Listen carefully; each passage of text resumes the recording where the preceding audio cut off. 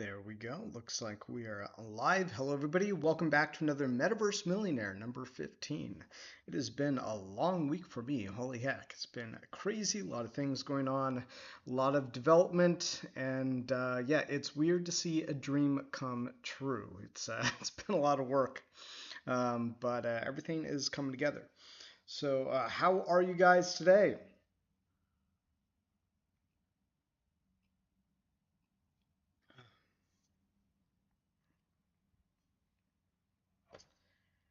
That is apple juice, and I've had a jonesing for it, a hunger for apple juice all day, and I'm just now finally getting around to it. So I think today we're gonna play some Hearthstone, and then I don't know what we'll play. I'm kind of like, I don't know. Behind the scenes, I've actually been playing Horizon Zero Dawn, and I got into that way more than I thought I would. I, I like the story with the robots and all that stuff, and I won't give any spoilers away, but all the stuff that didn't make sense to me in the game, it feels like they answered all my questions. There's stuff where I was like, well, I don't know about that. That doesn't make sense. Like, why is that happening and why is that like that? I'm like, they don't have good reasons for this. And then as I've gotten closer to the end of the game, I'm like, oh, that's why that was that way, and that's why this happened this way, and that's why this is going on. I'm like, okay, guys, like you answering my questions. K. Peter says, evening. Oh, K. Peter says, as usual, trying to join your stream at 4 a.m. Thank you, K, for joining us. It's good to have you. And one of our Discord members, always good to see you, K. And Devi Metal, our moderator, not even our moderator anymore. You're part of the team. You are community support. I was about to say captain, but he's called me the captain. Community support operator. What's your official title again? I feel like, oh, I closed Discord. Community support commander. Maybe it's just community support. That's just what we call you. Let's look at the camera on. I get on the spot. I forget these things. Official support manager. Manager. That's right. Nobody else is managing our support right now except for you, me, and Josh. It's good to have you, sir. Von Condor says, I don't know how you can do that, Kay. Getting up at 4 a.m. Yeah. I got up 4 a.m. a couple of times during our launch cycle and things because I was really excited for getting everything together.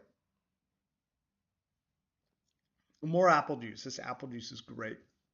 So I think I'm going to also jump into the parlor room if Devi wants to join me. I know he's been working all day, so no pressure if you don't want to.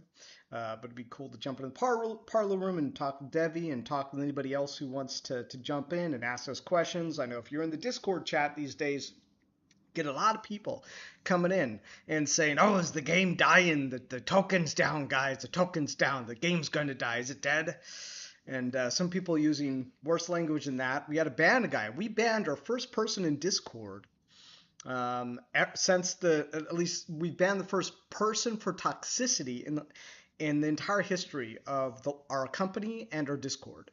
We have banned bots and things like that, but this was the first time. It was Zate. Yeah, we banned Zate because he was coming in and we were answering all of his questions, listening to all of his concerns, and we told him, if you keep talking in a toxic way, we're gonna have to ban you. And I think the more we listened to him, the worse he got. So I think he was just being self-destructive, and it's really not the kind of person you want in your community. So we had to ban him. So congratulations to Zate for being the first person ever banned from Metasource Games for toxicity. Congratulations. You you just win a consolation prize. We console you. We're sorry. We're sorry. Game over, man. Game over is what John says. Yeah. Yeah. Yeah, let's go ahead and jump into the parlor room. If I don't know if John or Debbie wants to join me in there, and if you're okay being on YouTube and having your voice heard, but no pressure. Understand if nobody wants to. Nobody wants to. I understand.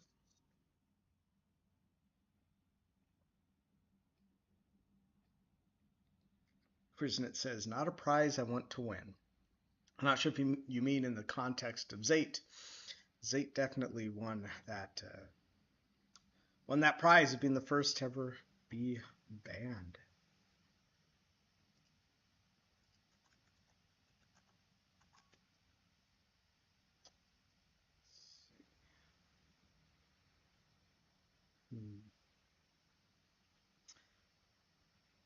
There's another person complaining about the token price of ImSource. Let me get a look at what the token price is. Yeah, it looks like somebody must have just sold a bunch. Just like sold all the orders through, I don't know, something through 0.29. I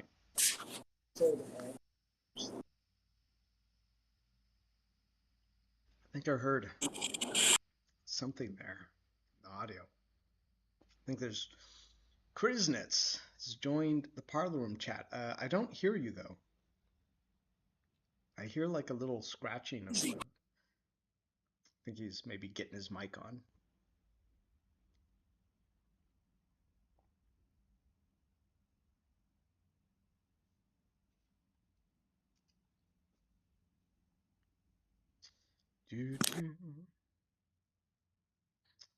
In the Discord chat, only the paranoid survive. Who's actually, let's be honest, a constant fudder in our chat. He says, "Oh God, ImSource." I think because LP use much, which he means lumberjack. I think LP I think means lumberjack. Use ImSource to recharge people don't recharge lumberjack and dump ImSources to buy lumber to craft carpenter. I think that's actually a fair assessment. I think also buying the Royal Courthouse. As well. But yeah, I think people are selling ImSource to get assets they think are going to be more desirable or just try to get one. Yeah, there's definitely, what was that?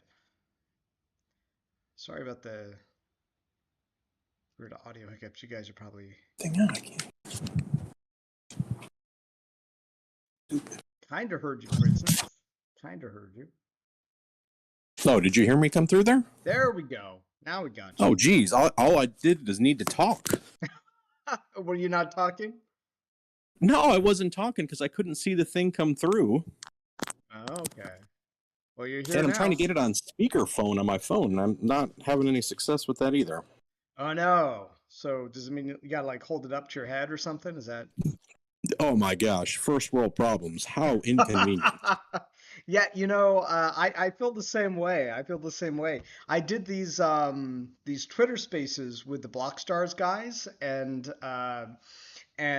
for some reason I couldn't get it to listen to me on the PC, so I had to go to my phone for like an hour. I like have it up to my head, and I'm like, this is like I feel like I'm in 1995, and I got to hold this phone up to my ear the whole time, and I'm just like I would rather just and I didn't want to use my headset because I was afraid that would mess something up too, because sometimes it gets messed up that way as well.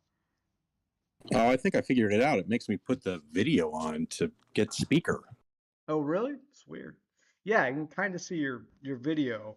I'm sure I'm gonna throw it up on here, as I might put the big game up eventually. But yeah, it's good to talk to you again. We talked. What was? I think we talked launch day. What were we launching? Was it?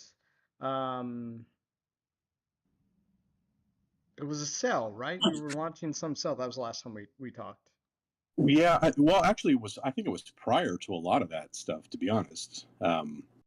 We talked a while ago. I think it was just kind of when things were really starting to take off. Mm-hmm. Yeah, yeah, and it was a nice conversation. I know you said you wanted to do more of these get-togethers, and Josh and I were talking about doing one next week. Might get postponed because Josh and I are trying to figure out some things right now. But so yeah, it may happen next week. It may not. I'm not sure what the circumstances are going to be, so we'll have to see. Yeah, the AMAs are always really good. Gives a chance for people to ask some questions and just kind of do it in real time. So that's Yeah, always and I think this will probably be more like a community event than like an AMA. Like we'll answer some questions, but we also want to kind of get people's thoughts on, how the game is going. And I know for me right now, there was like a big ball. Well, for me, I think it was a big ball that got dropped, which was that we were supposed to have more marketing right around now, or at least getting ready to chamber it up. So like right around now or next week, we were supposed to have a lot of marketing going on. And obviously this is partly my responsibility because I'm the CEO of the company, but yeah, things weren't progressing the way that I was expecting them to, and now we're kind of here. We're kind of like, oh well, okay, so now we're looking at alternatives. I have my ideas. I'm still talking to Josh about what we should do about getting the marketing more up and running. It's not terrible. We have ads on Nifty blocks, but there was a certain level of momentum where, like, as far as like, marketing and wanting to have new users, we wanted to be like having a certain amount of momentum. And now we're kind of more like, the momentum, we're much lower than I was anticipating. And I think it's very hard to measure, right? Like I can't necessarily pinpoint, oh, like this is exactly what's happening. So, with limited numbers, but I think like in-source value is kind of an indication that we're not adopting new users at the rate that we would like. And the only other measurement that I have besides the prices of things and the contract interactions is that we don't have a full-time marketer yet like we thought. So I wanted to have certain things chambered for happening in marketing right now. Nothing's really going on besides the ads that we bought on Nifty, and that's nice, but we want to do more and we want to have more happening. So we're still dealing with that. Like how to, I want to have a big marketing push by the time that the Royal Courthouse comes out, and to be honest, we need to have like something really big happening for marketing next week for the end of. At least at the very least, the tail end of Carpenters, we need something big happening there. So I don't know how I'm going to make it happen, but I know it needs to happen because strangely enough, a lot of our games about timing. Getting lumberjacks, and I think this is becoming really evident, especially with, the I would say just a slower growth with acquiring new users.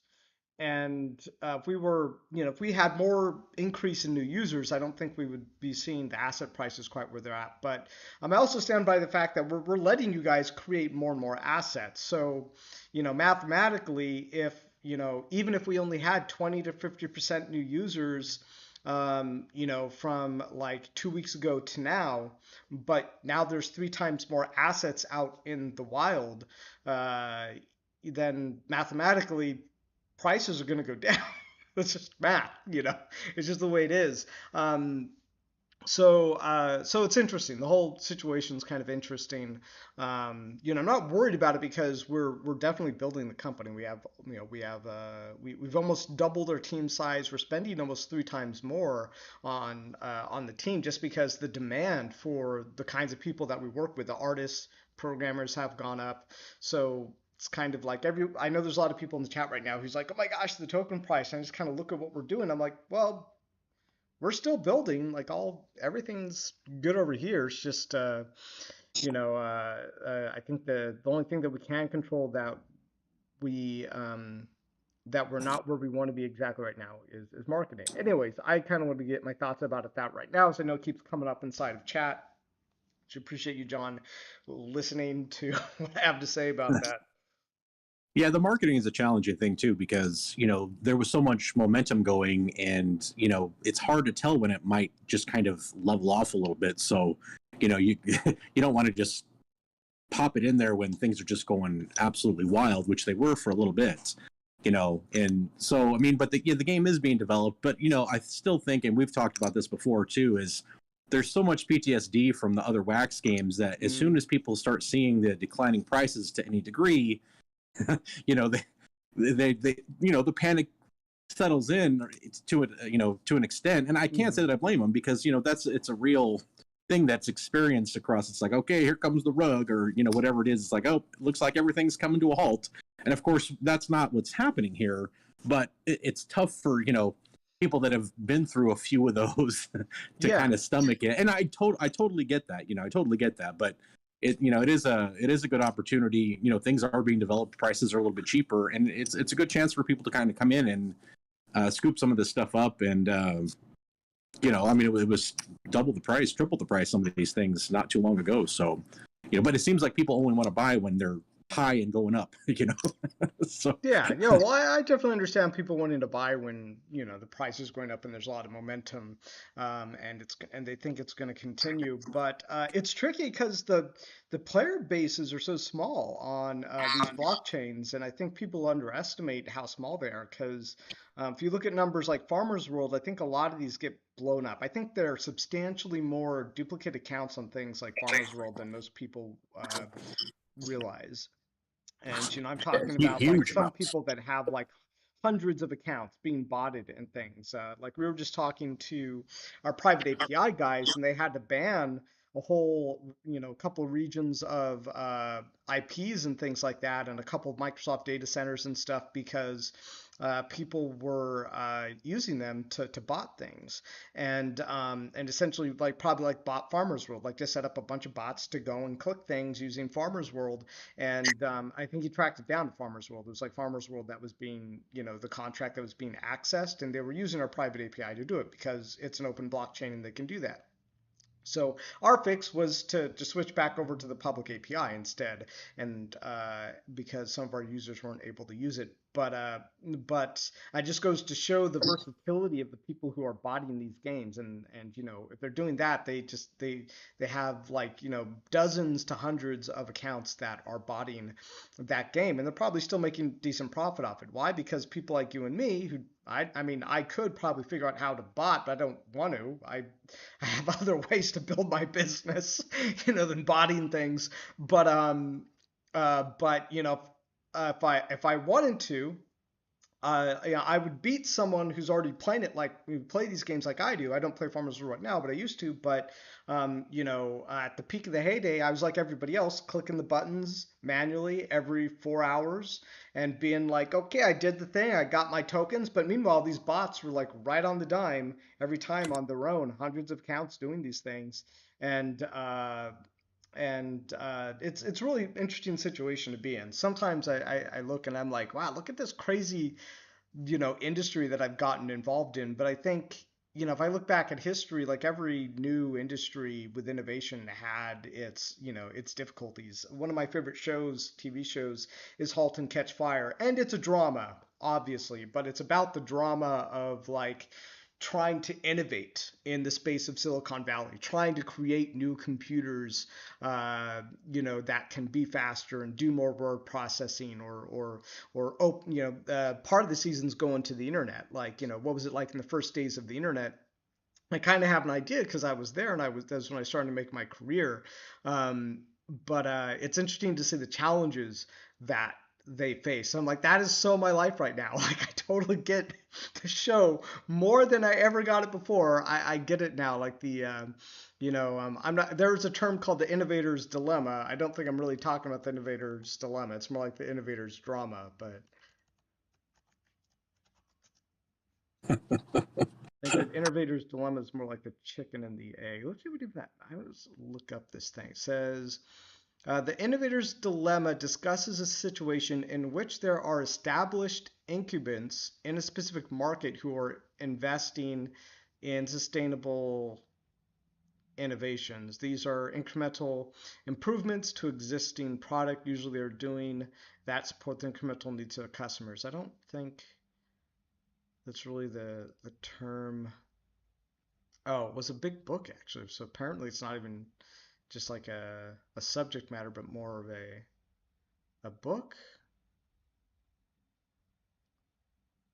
It says Clayton demonstrates how successful, outstanding companies can do everything right and still lose their market leadership. So maybe they mean like something like MySpace, where MySpace like was early. They had a big lead and everything. So it's kind of not it's like maybe talk to me again in 5 years when we're becoming the biggest blockchain game company in the world, and then I can tell you more about like trying to hold on to my market share. But right now, it's more about getting there, getting to that level. You know what I mean?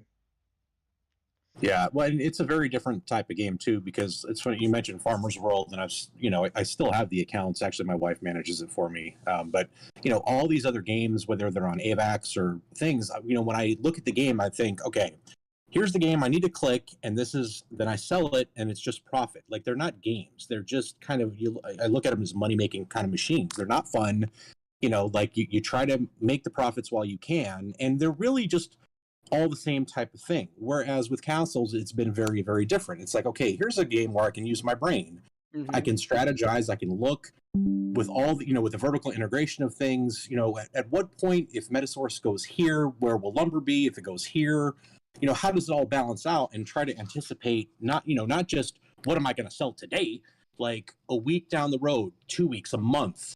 How is this with these limited crafting going to affect like I really feel that the people that really do the thinking and the math, and obviously it's dynamic, it changes, no one can get it down exactly, but it does favor those that want to put the extra work into it. And it's a game. It feels like something that I want to do, I want to think at, I want to be better at. And it's not just something I click just to sell at the end of the day. And that's really what draws me here. Hmm. And I mean, I absolutely love that. And that's why, I really believe it's going to be around for a long, long time to come. Yeah, thank you. Yeah, I get it, and I think you've probably heard me say this before, which is I play castles different from a lot of our users because I feel like my full-time job and my like double full-time job is making the game successful. So it's pretty much where I put so much of my energy. Even these streams are all about basically just being accessible to everybody, and providing a different kind of value than our competitors are providing. And to actually reconnect with my gaming, because for a long time I wasn't even playing games because I was just working so hard, and my downtime was spent watching maybe some TV shows, but I wasn't even playing games anymore. And that was like, man, it'd be nice if I could play some games, kind of get reconnected to games. I was like, why don't I just start doing these streams? When Josh came on board, it gave me an opportunity to do that because he came on board full time, and then it allowed me to have a little more open time rather than trying to do everything on my own. He took a lot of the heavy lifting off my shoulders and opened up for me to do these streams and talk. But going back to the game itself, and that you were sharing that you really enjoy playing the game rather than just like trying to get the tokens to sell the assets and having that be the whole point. Uh, and so I'm trying to preface this was that I do play the game differently than everybody else. What I mostly do is just use the assets to build things and to make things. But that being said, what I really love about our community and the way that you guys have been playing the game is that you've been looking at the like essentially what the demand you think will be, and you've been essentially playing the game like a market game based on the demand. And if I wasn't building the game, that's actually exactly how I would be doing it too. I would actually be looking at, hey, when do I buy things, when do I sell things? It's kind of like I when I think about the game and I think about the way you guys play it, I try to think of it like Pokemon. Like, if you had Pokemon and you knew that like the strongest tournament that Pikachu, the best tournament for Pikachu was coming in like 2 months, like when would you buy more Pikachus? And and I mean that's so I try to link it to something that I already know exists and people like to trade and collect, which is Pokemon. I think I don't know if they really do that in the actual Pokemon game. I don't think if you can really trade Pokemon, but another example might be Magic the Gathering, where like if there's going to be a tournament where you can only use green and black, cards, and then all the best green and black cards, so you want to make sure that you get the green best ones before the tournament, then you'd go buy those. So I see a lot of that happening inside the Discord chat. Like you guys are really starting to like, okay, so when's going to be like the peak demand for this for this token rather than this token. And what I like about you guys doing that is that I think it's more. I was going to use the word organic, but it's not even what I'm trying to communicate, which is that if you have a room and there's only so many people in the room and you're all trading things and you have basically these events and you're trading based on the events, well then you suddenly know you have a limited pool of people. And I think the smartest people in the game right now are kind of actually basing it off of that. Like if I have a limited pool of people that I can trade my assets with, like when am I going to buy this asset and when am I going to sell this asset and when I'm going to buy back another asset. And I think that's very smart. And if I were you guys, exactly the way I'd be playing it. And where everybody else who keeps trying to treat MSource like money, that's really, not. I mean, I would love if that was the case. I would love if you could just like earn your MSource and just treat it like money, and we could just have 200% new player base month over month over month. We're not there yet. I want us to get there. I want us to get to the point where we just have tons of new users all the time. But there are challenges. There are challenges for the Wax blockchain. There are challenges for marketing, and we are doing our best as a team to overcome all those challenges. I'm just going to Yeah. start flipping around here in Hearthstone. But it looks like we got a couple of new people in here. We got Warcry and El Reiki. I think El Reiki's been in the chat a little bit today. I certainly would say, I don't want to say, like give away my entire strategy, but I mean, I'm certainly, and I've posted on Discord is for the Royal Courthouse, which, like my whole thing from even a month ago, everything that I did was a strategy directly to put myself in the best position for the courthouse.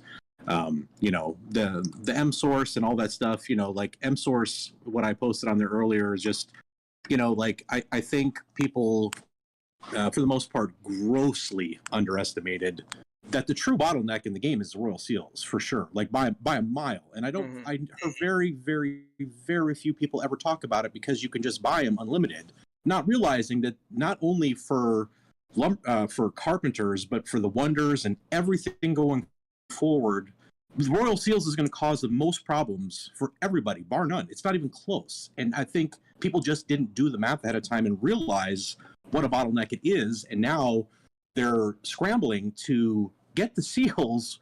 And, if they're kind of tapped out a bit, which is completely understandable, where are they going to get the cash from? And M source seems to be the most obvious place. And then the next would be lumber. Hence why I think both of those are artificially lower than they should be. But again, they have such a use case for what's coming up in the relatively near future that, it's still going to be quite healthy for those things. So I mean, I don't want to spill too much. I spend day and night thinking about these things. But I mean, when people start to really panic and worry, I'm like, oh my gosh, is this the end? No, this psychologically, it makes perfect sense why it is happening. Like it to me, it's almost a testament to the success of the events, but the people's desire to want to not just craft the carpenters, but go through the whole process. The Wonders, the Explorers Guild, crafting the packs. It's exciting to do those things. And there's great opportunity there, but there might have been a little bit of miscalculation of, the Royal Seals part, just because you don't have to craft it. You don't earn it from lands. It's just there, but you still need it, and you need lots of them. So, I think that's kind of why we're seeing what we're seeing, at least to a degree. At least that's just my opinion. Yeah, I think you're right on, and I've said this before in chat, which is I think people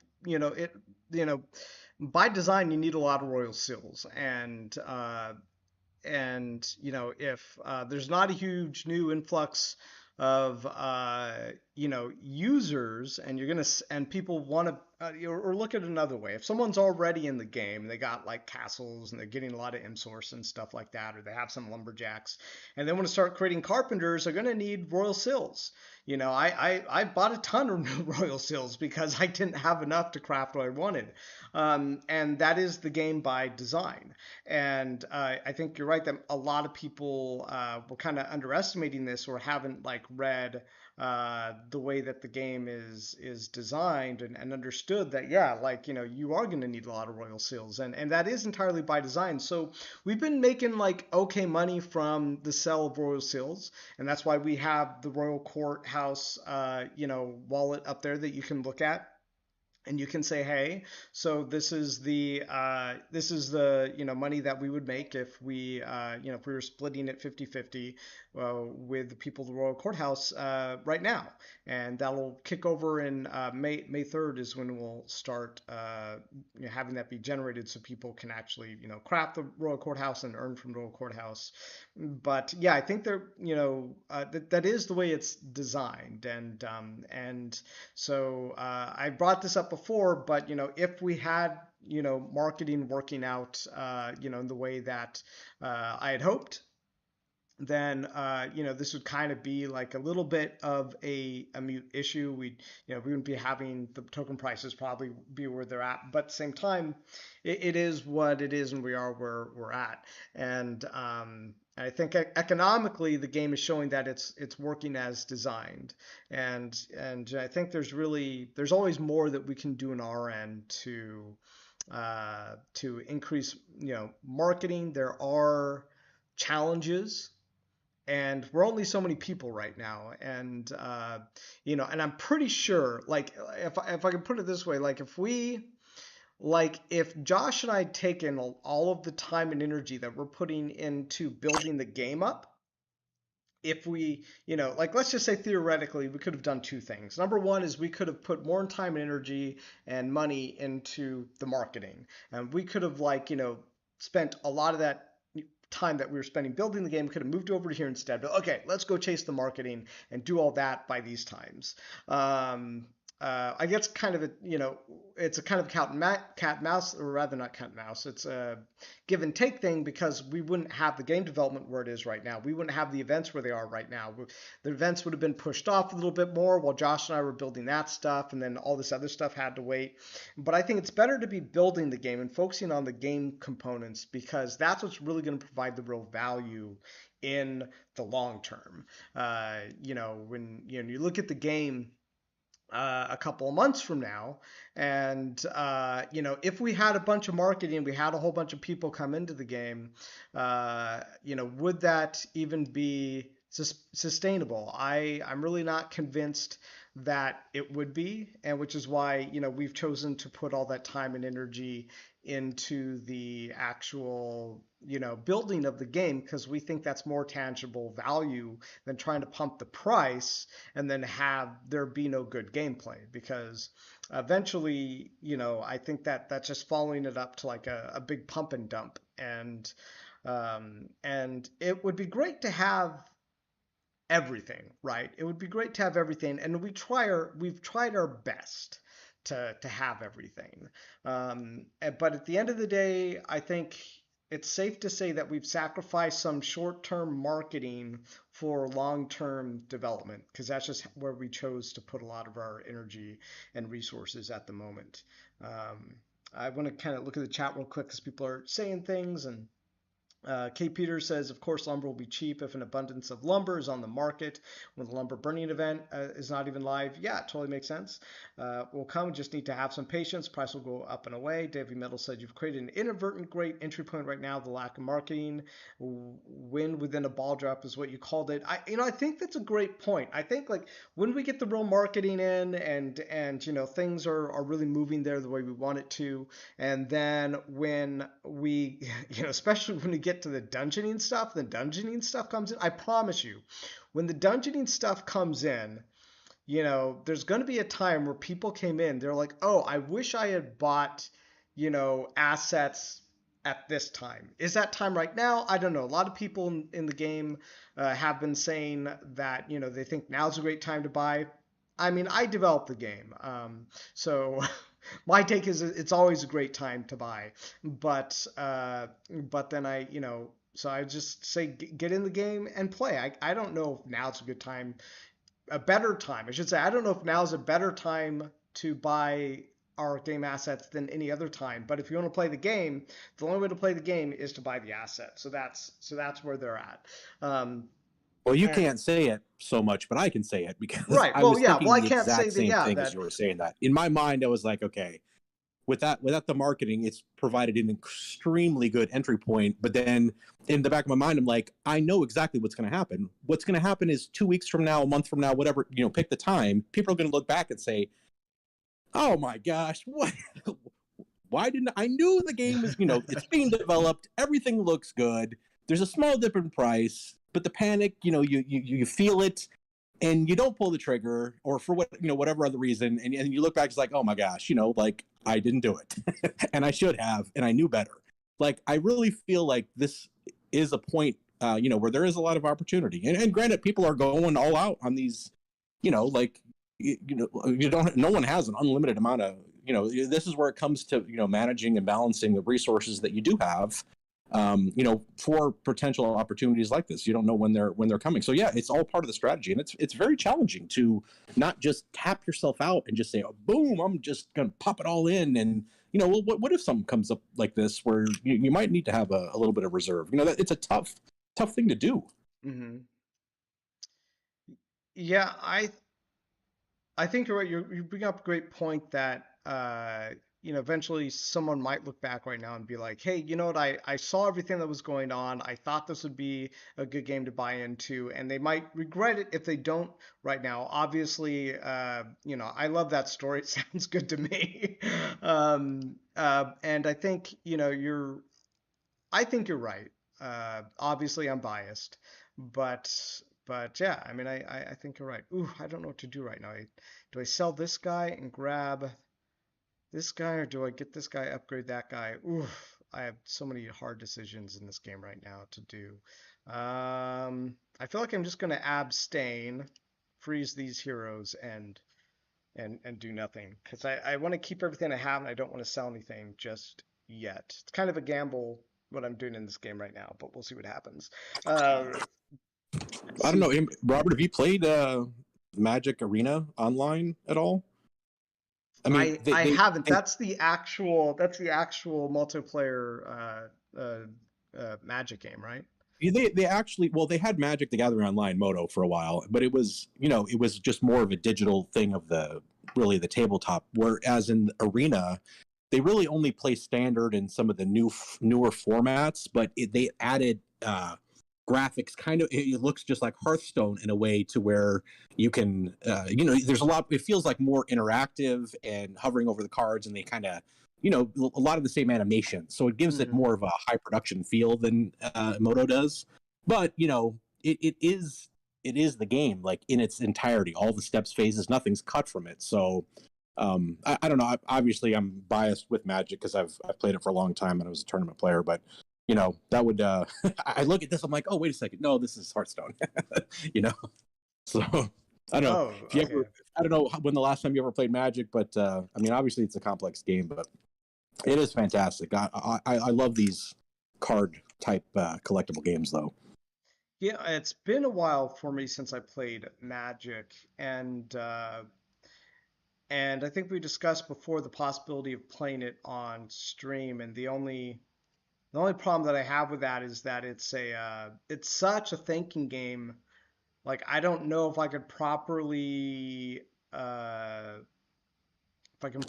like think enough. Like already, like you see, I'm like umming my words and stuff like that.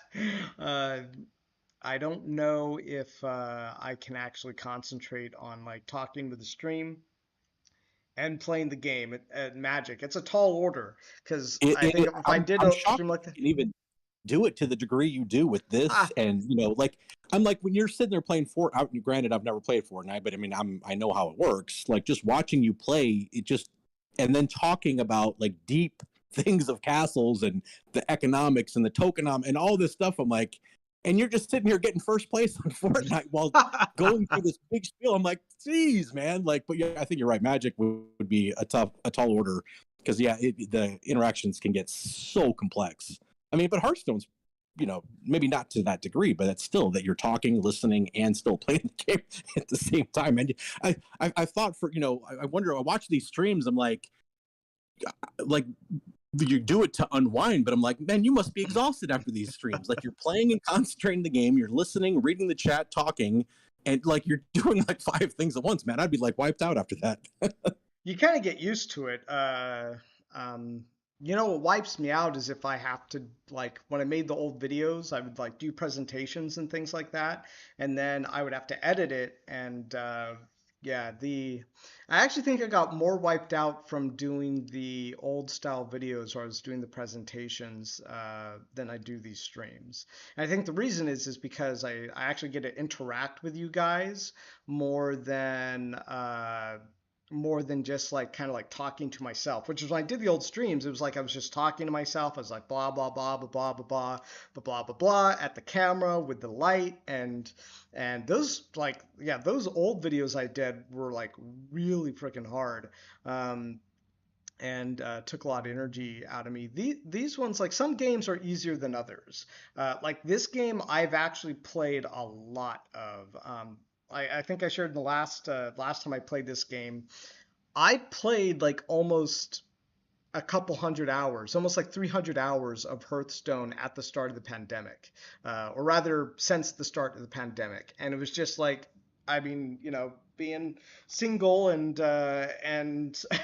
just, working on a business and not being able to go anywhere because of the pandemic. I ended up just like attaching to myself to this particular game mode in Hearthstone, playing Hearthstone Battlegrounds. I played so many hours of it. I kind of, for the most part, know what my strategies are for a lot of these characters, and so I can almost play it with my eyes closed. But like Magic the Gathering, that's a whole other thing. Like that's like it's more like chess, and I am not a chess master yet. I think even if you were a chess, I mean, even if I knew Magic well, I think I'd still be like, should I do this or then? Because in Magic, like everything you do has a direct correlation to what the other guy is doing. So like something they do can completely change your strategy. And in this game, it's not so much that. It's mostly like a one-sided strategy, but that's cool. Yeah, you playing Magic and talking at the same time, that would be something else. Because yeah, even basic, you not only you have to know your deck, but then you have to know really all the cards in the format for the most part. Otherwise, you have to look and read them, and you're like, okay, wait a second, he may respond to this interaction. He may be bluffing with open mana. Like, there's just so many things you have to take into consideration. I mean, I prefer the tabletop. I like to go to a place, go to a tournament. I like to see 500 people there. You know, smell the bo in the air because hygiene is never the best over there. But like there's something just warm and comforting about that just kneecap to kneecap interaction with the paper Magic and just playing in those environments. I mean, it's cool if digital's all you can do for a period of time. That's nice, but I'd love to be able to kind of get back out and maybe get some of these tournaments again at some point in time. I don't know. I'm weird, but I kind of like that stuff. Did you have a favorite like kind of tournament, like a favorite like car, a favorite like what do you call it, like collection, whether it's like Ravenica or something like that? I started playing during the Time Spiral block, and I really got uh, involved with tournaments, even traveling to PTQs during the Lorwyn block. But that was oh my gosh, that's 12 something years ago, 14 years ago. No, not that long ago. 8 years ago, something like that. 2008. Oh my gosh, that is a long time ago. Jeez, I'm Yeah, getting old. that's it's like yeah, 14 years ago. Yeah, wow. Yeah, and I stopped playing for about 8 years, and then I just picked it up again. Just like it's something that I've always enjoyed, and I felt that I wasn't responsible enough in my life to keep it in there because I just went a little bit too out of control with it, and it just kind of dominated my thoughts everywhere I was. I was thinking about Magic. I was like, this is not good. I need to take a break, and maybe when I'm more responsible and got all my got my act together with everything, then maybe I can address the game again. And I feel like that's where I'm at this point. And Hmm. so I was like, okay, I'm going to be true to my word. I'm going to pick it up again. And so far, it's a pain to get back into it, but I love that thinking and the collectible, because it's not just about playing the game, and that's kind of the draw to Castles and just play to earn games in general is, the fact that you can play a game that can be fun and you have to think and strategize, but then also I can make money with the game at the same time. If I can speculate on cards, I can buy them cheap, and I'm like, oh, this card has great potential if something's printed a year later to have interaction to make it increase, 20-fold or 50-fold. And I used to do really well with that. And to me, that's a lot of fun to be able to, potentially make money on doing it while enjoying it, just the depth and strategy at the same time. So that's been, I think that's why you see a lot of, Magic players in this space, in the Castle space, in the play to earn space altogether, because, it has kind of all those things that people like us really like, I think. Mhm. Yeah, I'm a huge fan, but I think it's cool that you kind of left it to you said, "Hey, one day when I'm older, more responsible, I'll come back to this thing." I think that's pretty cool. Yeah, I'm definitely older. So, And but isn't that what you said? I think that's what you said. yeah, it is. Yeah, I mean, it just, I stopped playing in, oh, geez, early to mid 30s or something. And even then, just was, yeah, it was too much of an obsession. And, Hmm. but things are more balanced now, and I don't have to let it take over. So yeah, it's just something. And now I have kids that are getting to the age where they can kind of understand it. I mean, kids at 8 years old can be grandmasters in chess, but an 8-year-old can't play Magic worth a damn. I don't care who they are. Like, it's just there's too many things going on. Like, you don't see kids at that age good at Magic. It just Yeah. never happens. Well, Magic, Never. you have to really like develop your own strategies. With chess, it's more systematic. Like there's a finite amount of probabilities. Yeah, you see the same lines and you get the instinct on what pieces should do, and positioning and defense and attack. And you run these drills, and it just becomes second nature. Where Magic, the cards and the interactions are just infinite. I mean, I know they are in chess too, but it's a different degree with Magic. There's always new cards printed, and the whole dynamic and metagame just can change dramatically, where like it's a whole new style of play. And obviously chess isn't like that. It's just different. So I mean, they're all great games, but yeah. I just want to say, Baby Well said a while ago, I think a lot of people are trying to undercut each other and also driving the prices down. I'm looking at you, never back down. Maybe, yeah. I mean, there might be some of that going on. I just lost that last game, or rather, I got fifth place, which I think I could have done better. I On that last round, I made a mistake. Um, because I'm not really used to this.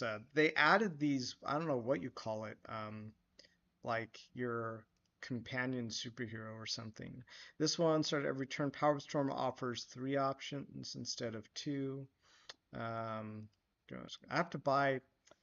I need to buy the season pass because right now it's only giving an option of two heroes, but I can get four if I get the season pass. I get mine expired, I guess, because they did a new expansion. But uh, but yeah, it's okay.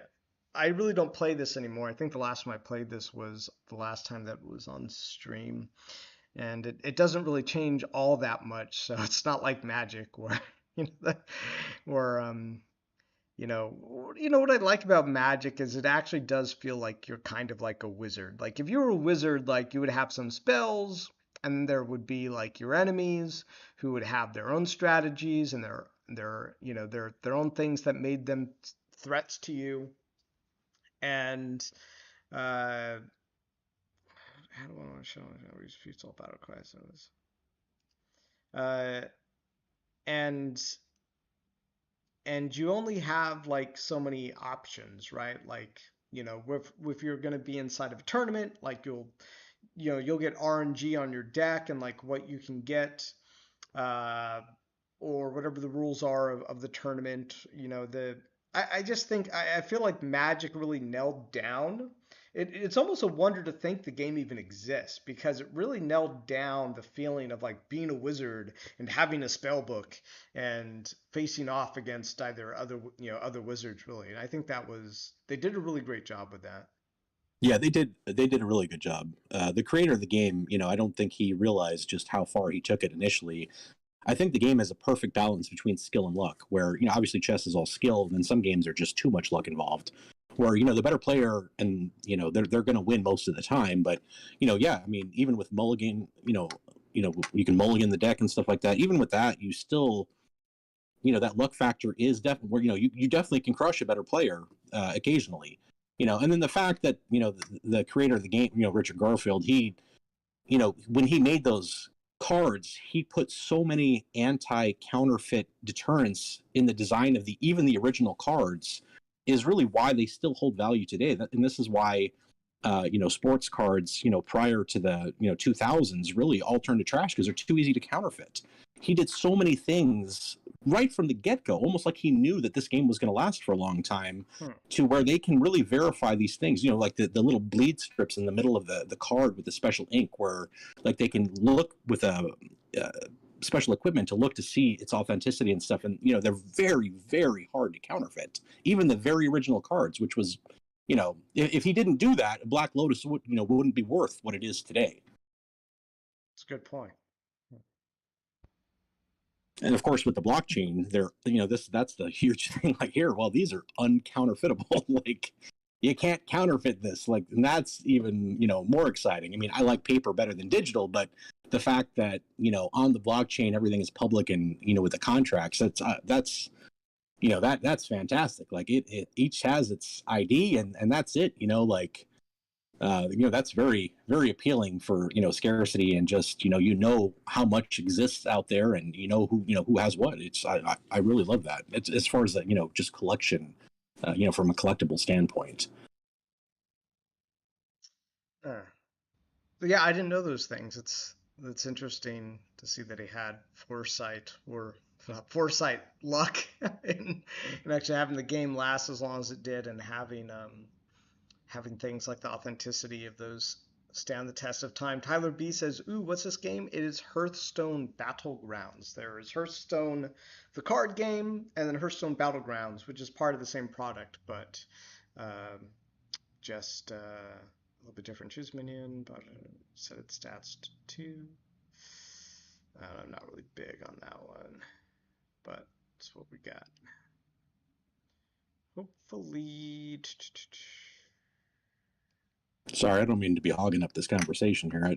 It's just Oh, I somebody's don't got to talk. It's anyone's chiming in, and as my wife knows, I like to I like to talk. So Yeah, it's fine. Somebody's got to talk. It does. I'm tired of getting on these streams and talking.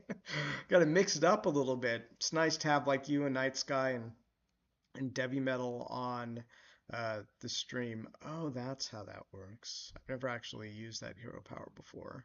Now I know. It's interesting. But that kind of worked out perfectly because I run the company, have a life, and take care of the Discord. yeah, the mods do agree. I mean, I still kind of have a full-time corporate job, unfortunately, but at least for now. And but Debbie's great, and those guys, a lot of them have different hours, and I mean, I'd love to be on a little bit more than I am, but they do a fantastic job. They're catching those bots left and right, and like it's overall it's a really great community. I think that's what attracts a lot of people over here too. They're just looking for like a nice, healthy, friendly community, and people that kind of engage and try to help where they can. And like it's a nice environment. Even just I can see people just hanging out here that are barely even playing the game, just to chat with a bunch of cool people, which is nice. It's nice to have like an atmosphere and environment like that.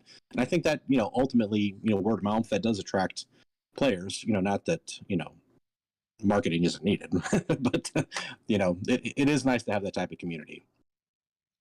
Yeah, I think you're right that some people are joining and hanging around just because they like it here. I think we see a lot of people who don't really have many assets, but they do want to just come and chat and be Yeah, part that of was the that one community. guy from Canada that remember he chimed in like a week ago, and he was drunk, and you could tell he was drunk. Hmm. That's the first time I think, because he was drinking, he had the courage to say something on Discord, and he was being kind of strange. But yeah, it just kind of makes you want to jump in there and start saying things. Yeah, well, Josh and I really do love our community, and you know, he's said, just not long ago, just like how much he loves you guys.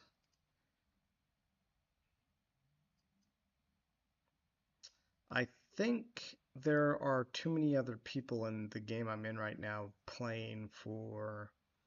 uh, playing for pirates because I'm playing pirates right now, but I'm just not getting enough pirate cards, just not enough. And I can tell when like I'm trying to get pirate cards, but there's a limited pool of basically the heroes, and if I'm having a hard time getting pirates, it means probably too many people are going for the pirate cards, uh, which is really the only downside of like, when you can really lose this game. If you're a master player, but you're pretty good at this game, what can really kill you is if someone else just keeps getting all the other cards that you need, and you basically just kind of like kill, probably for the most part, like hurt each other. Um, but it's kind of a funny part of the game. It's like I usually do pretty well in this game though, despite that. So do you like with these obtaining the cards in this game? Do you buy them separately? Do you buy packs? Do you win them? Is it all the above? Like how do you kind of construct a deck that you're going to use, and how do you modify it? Like what's the kind of methodology there?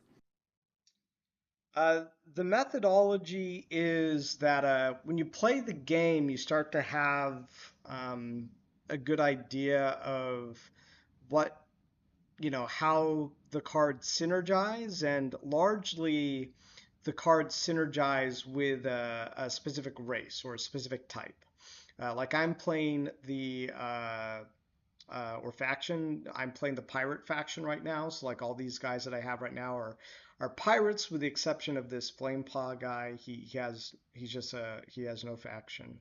Offers a dragon. Don't care about that. A player dies. Discover a minion. I don't think this guy's gonna die. Add a random minion. Okay, let's do that. Oh, here we go. Let's try this. Let's try that. Let's gamble with this. 50-50 shot. Yeah, there we go. I won. I won my 50-50 shot. So I so generally like I mean if you were like a new player, I'd suggest you just have to play this game and start to learn how all of the factions generally work. Like this guy's a demon, this guy's an elemental, and they all have these synergies with their own races for the most part. And you can actually cross races and use like different factions, different races together, and so there are some cards for that, like basically multi racing the game. But even to do those things, you still need to kind of play through and kind of get an idea of what's there. But once you know that, like I know it, then I basically start to play to what I think, the general strategies for that type is. So, kind of playing this, I was kind of hoping to start. I usually try to play for like what I call the gold, essentially gold minion standard for the pirates, and it and so I'm waiting for is to get as many because if you get three of a kind, they merge together to create a gold minion, which is a little bit stronger. Basically, has all the stats of the three of them combined. Plus, when you place down a gold minion, it gives you a minion of a higher tower tier. So if I'm sorry, tavern tier. If I'm tavern tier 2 and I place a gold minion, I'll get to choose a random tavern 3 minion. Right now my strategy is really not working out here. Destroy your lowest health minion, give it stats. Do I want to do this? I don't know if I want to do that. After Bob's to a minion and freeze them both. This is the only one that really is any good for me.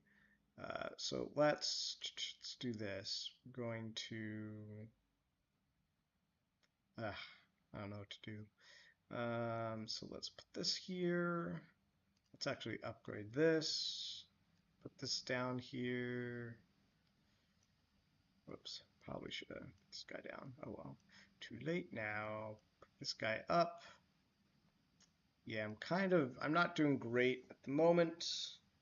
Kind of don't know what to do. This is going to have to be good enough for now. Yeah, I'm not doing awesome. I am in fourth place, but I feel like I'm at a deficit at the moment. But yeah, you just kind of stick to one of the general strategies for the race. So I'm trying to go. I was going to try to go for the gold minion strategy, but I don't think that's going very well at the moment. The other strategy with pirates is basically trying to get as many gold coins as possible running with your cards, and then uh, I don't know if that's going to work out either because I only have one of those.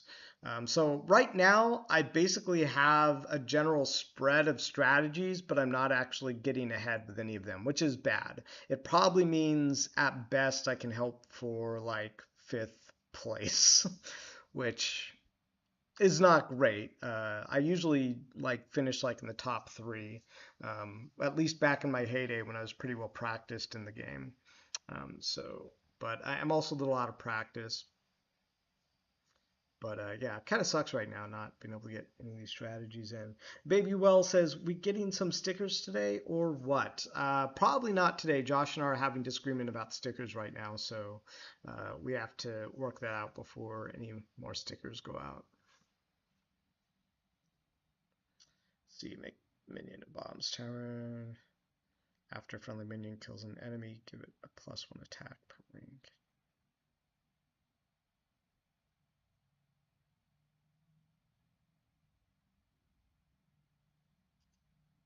Well, it's mealtime for me. I'm gonna stay on, but I'm probably gonna shut up for a little bit. It's Okay, time got it. to eat, but I'll let other people jump in here. Sounds good.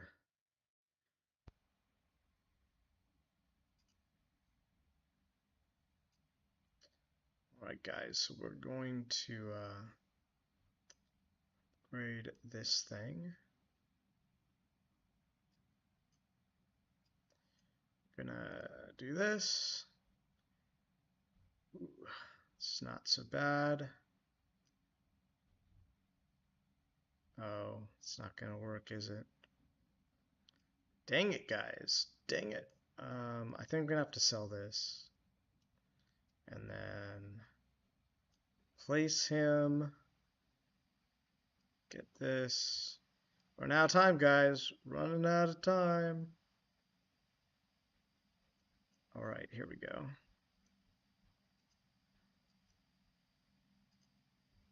Ooh. So I basically just sacrificed my ultimate hero power guy thing, this thing, because I don't think it was really. I don't feel like this hero power right now is doing a lot for me, and like I'm probably gonna die right here. Probably gonna die. Yeah, I'm totally gonna die this round. Just didn't get my strategy on, guys. Didn't get my strategy on. He's got a lot of. That's definitely over 17 health. Boom. 21. Oh, look at that. He's got like a nice little he killed me animation going on there. I got almost last place. I got like eighth place, right? This is nine here. One, two, three, four, five, six, seven, eight. Oh, I still got seventh place. It was told me right there, guys. Told me right there.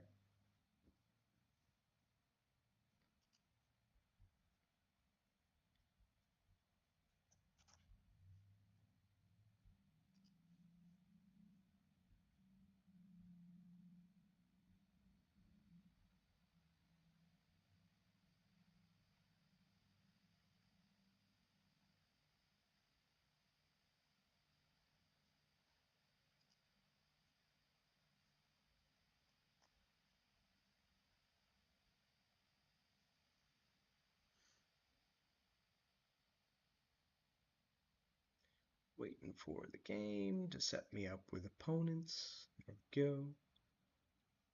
Oh, I forgot to get the pass, guys. Forgot to get the pass. Dark Moon prize. That's a That's a risky one, but a fun one. I'm gonna get some more juice. I'll be right back, guys.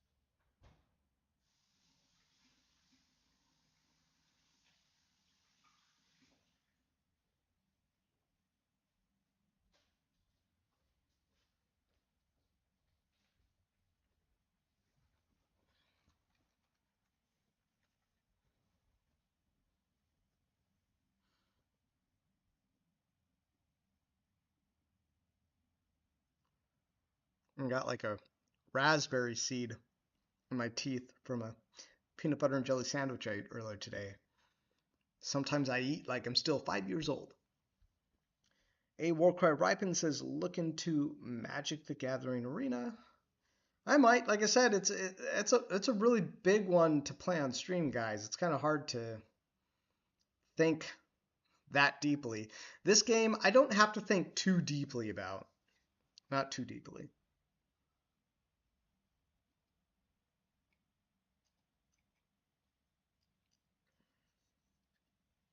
So, strategy with beasts, if I wanted to go beasts, I have one beast right now, is you can either make a lot of beasts that basically die and power each other up. That is one strategy. Very common early strategy.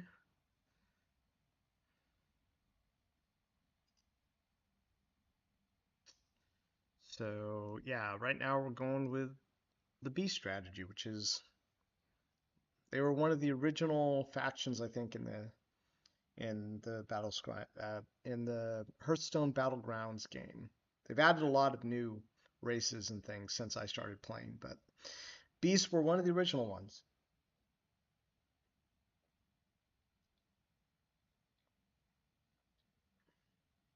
A Warcry ripened ass. Are you sitting on a couch? Yep.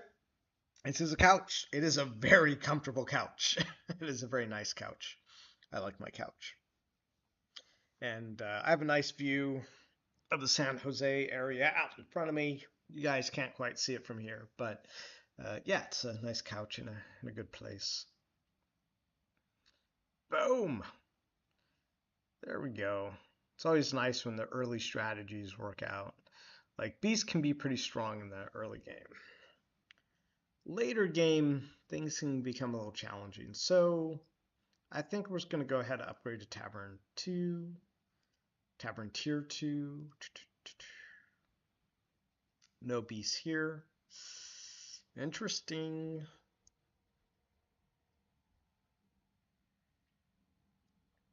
Let's see what this guy's hero companion thing does. Battlecry, discover a Dark Moon prize from the next prize turn. Interesting. That's an interesting card. It's all about the prizes, guys.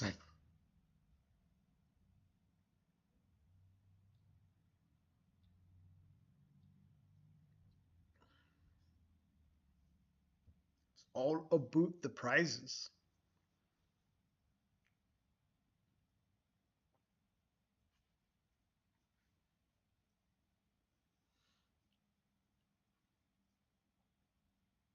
Oh, no, he's gonna hit me for 2, no 3,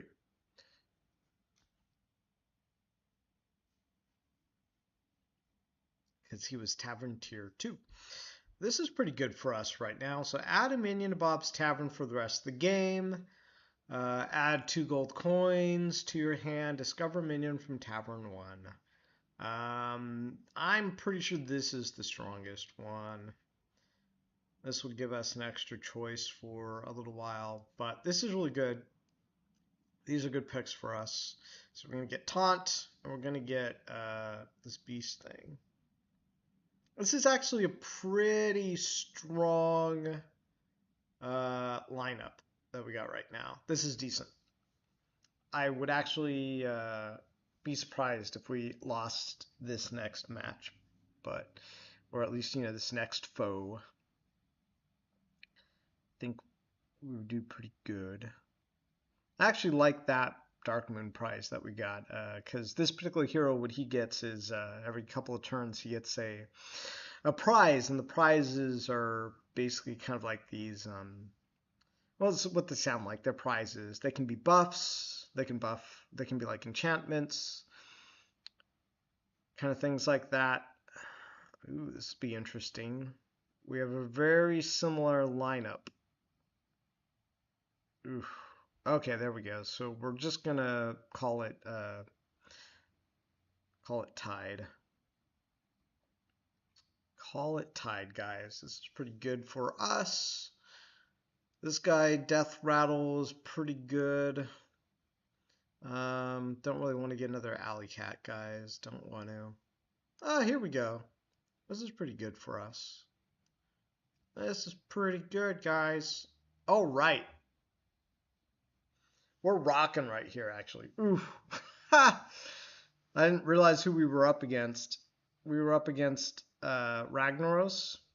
Probably should not have put all these guys down because Ragnaros, um, his ultimate is that once he kills enough enemies, his ultimate gets way more powerful. So I might end up just feeding this guy, although I think a more likely outcome, just because we're pretty stacked for the moment, is that he's going to get hit. We're going to hit him pretty hard. Maybe we can hit him for like 5 or 6 health. Maybe. We'll have to see. It'll all depend on his cards and how well he's doing. What's he got? He's got... Oh, yeah, we're going to wreck him. We're going to wreck him pretty good, guys.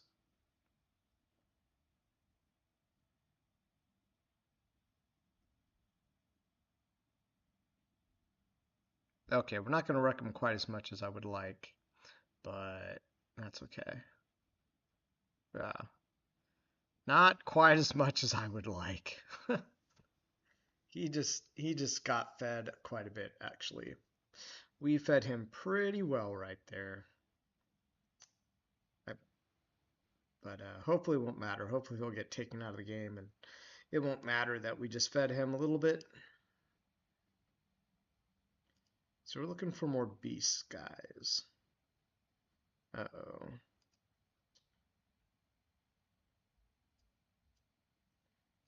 Alright, so let's get rid of these guys. Let's put this thing down first. Discover a minion from a current tavern tier. For the rest of the game, reduce the cost of upgrading Bob's Tavern by 1. Gain 1 gold this turn. Alright, let's do this guy. This guy is not too shabby.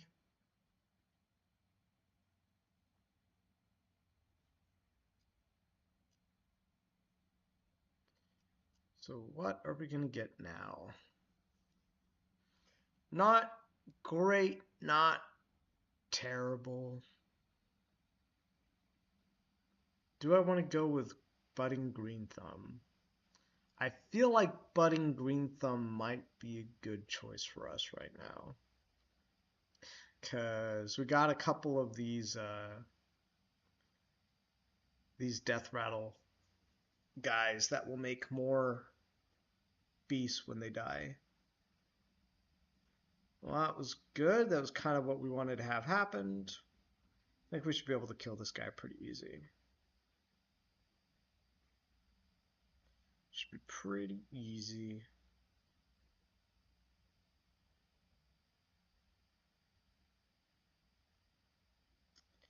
Yep.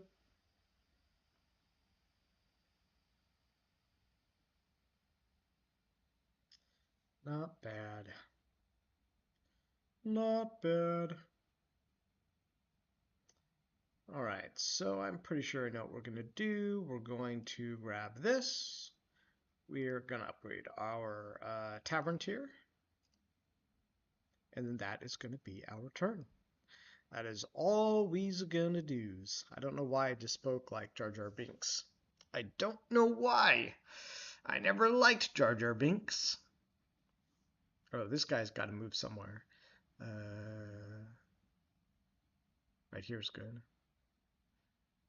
Right there is good. Oh, it looks like Debbie Metal joined the audio channel. Haven't heard him say anything though.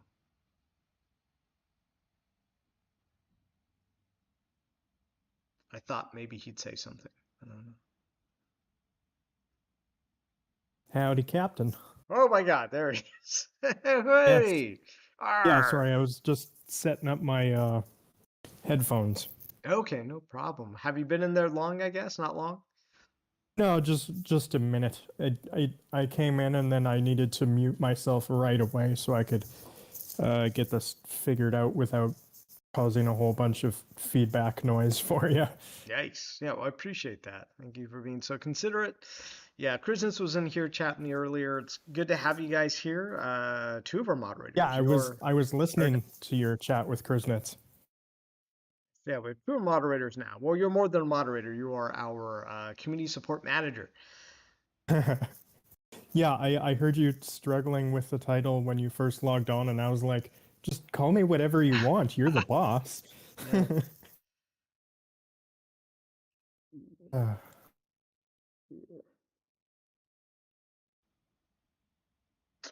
I don't know about this round right here, guys. I don't know. Are we going to make it? This is interesting. Are we going to make it? Yeah, I was listening to your conversation with Krisnitz earlier, and you guys were making a lot of good points about the current state of castles and the economy and such. So it was a really good listen while I was eating, actually. Thank you. Yeah, and I appreciate you guys' support of the game. I'm sure where everybody's coming from a different perspective. Wait, let me look at this real quick. Discover minion from your last opponent's warband. Your battle cries trigger twice this turn. Replace all minions in Bob's. Ugh, this is really. I think this is a really crappy Darkmoon prize. I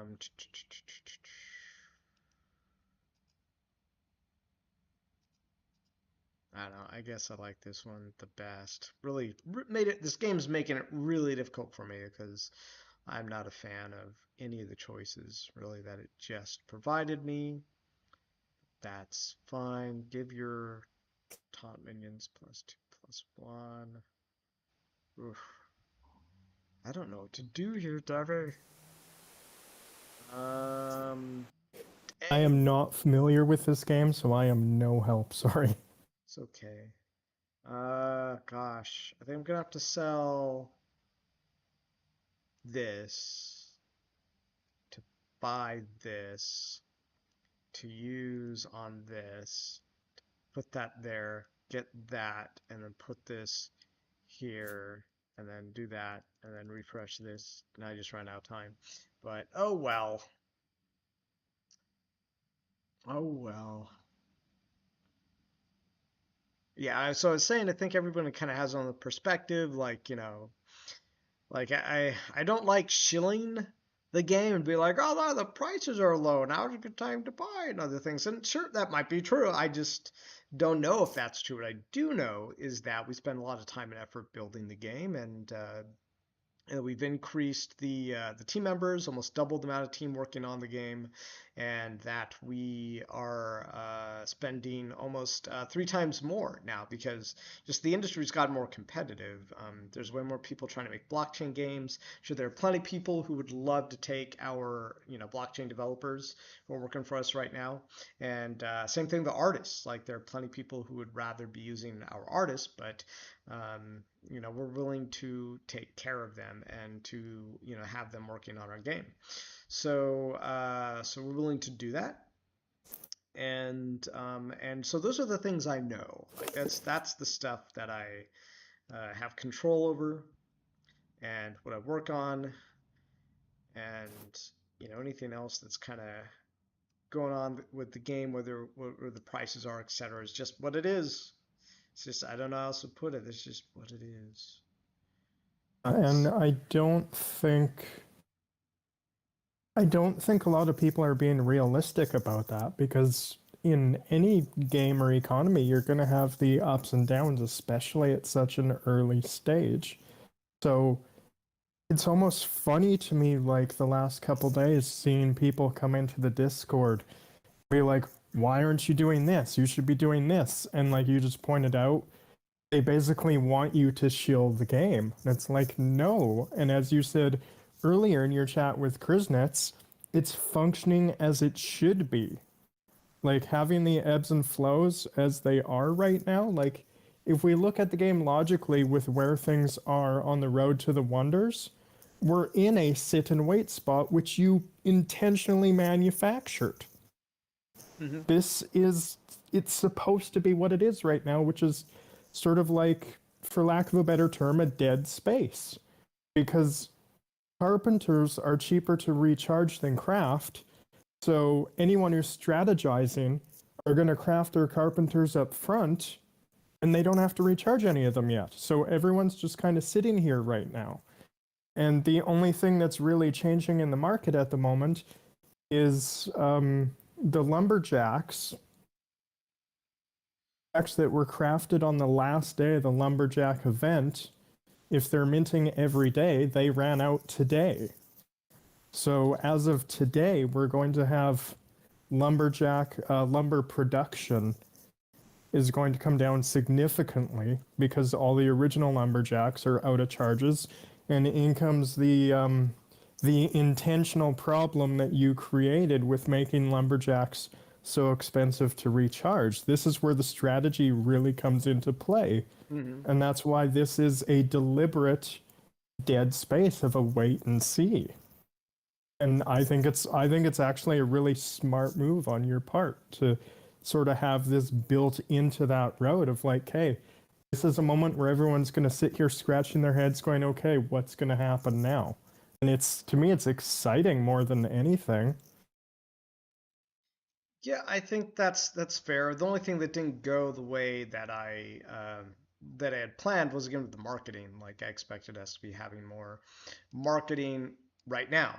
But uh, that being said, I think like if you were being cautious and you were trying to like cover essentially all of your you know strategies, and if you didn't know like what the player base would be right now, then a lot of what you're saying makes even more sense because it's like, oh well, I don't know if I can count on there being a lot of marketing and influx of users, on this initial week of uh, carpenters. And yeah, well then whoever was planning that way, I think is definitely probably in a much better position of trading their assets than other people who weren't planning for that. Yeah, so I mean I agree to what you're saying to an extent. I do think we bear some responsibility as a team for not being able to make as much marketing progress. And the alternative argument for that is actually who knows if like we paid overseas Madman on a sponsorship. So we sponsored a video. He covered us, and we gave him some assets to give away to his audience. And we're not exactly sure, what the outcome of that was. Like, was it really worth it? Was it not worth it? We both felt like we're not sure we saw.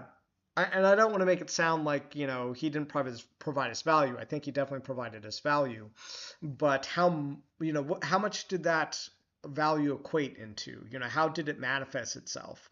We're not really sure about that part. We're not really sure about how much value was manifested in that partnership, and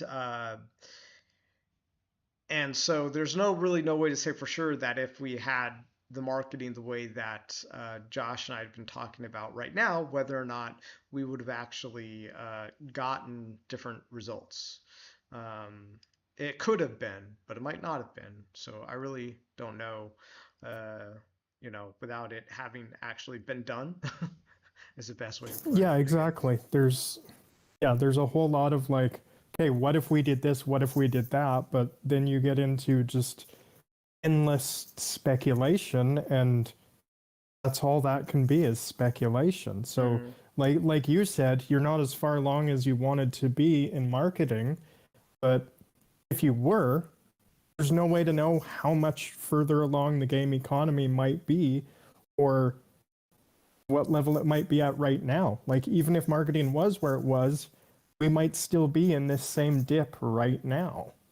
And it's weird because in so many other games, as Krisnitz pointed out earlier, this is a point in so many other games where that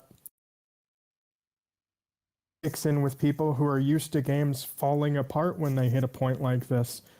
So when you see that little bit of like resistance, pushback, or panic, and all those things manifesting when there's a bit of a pullback on something, it's completely understandable. But when we look at this game, one of the great things Krisnitz brought up that I wanted to comment on was he pointed out how so many of the other games, it's just you click to do the thing to make the money.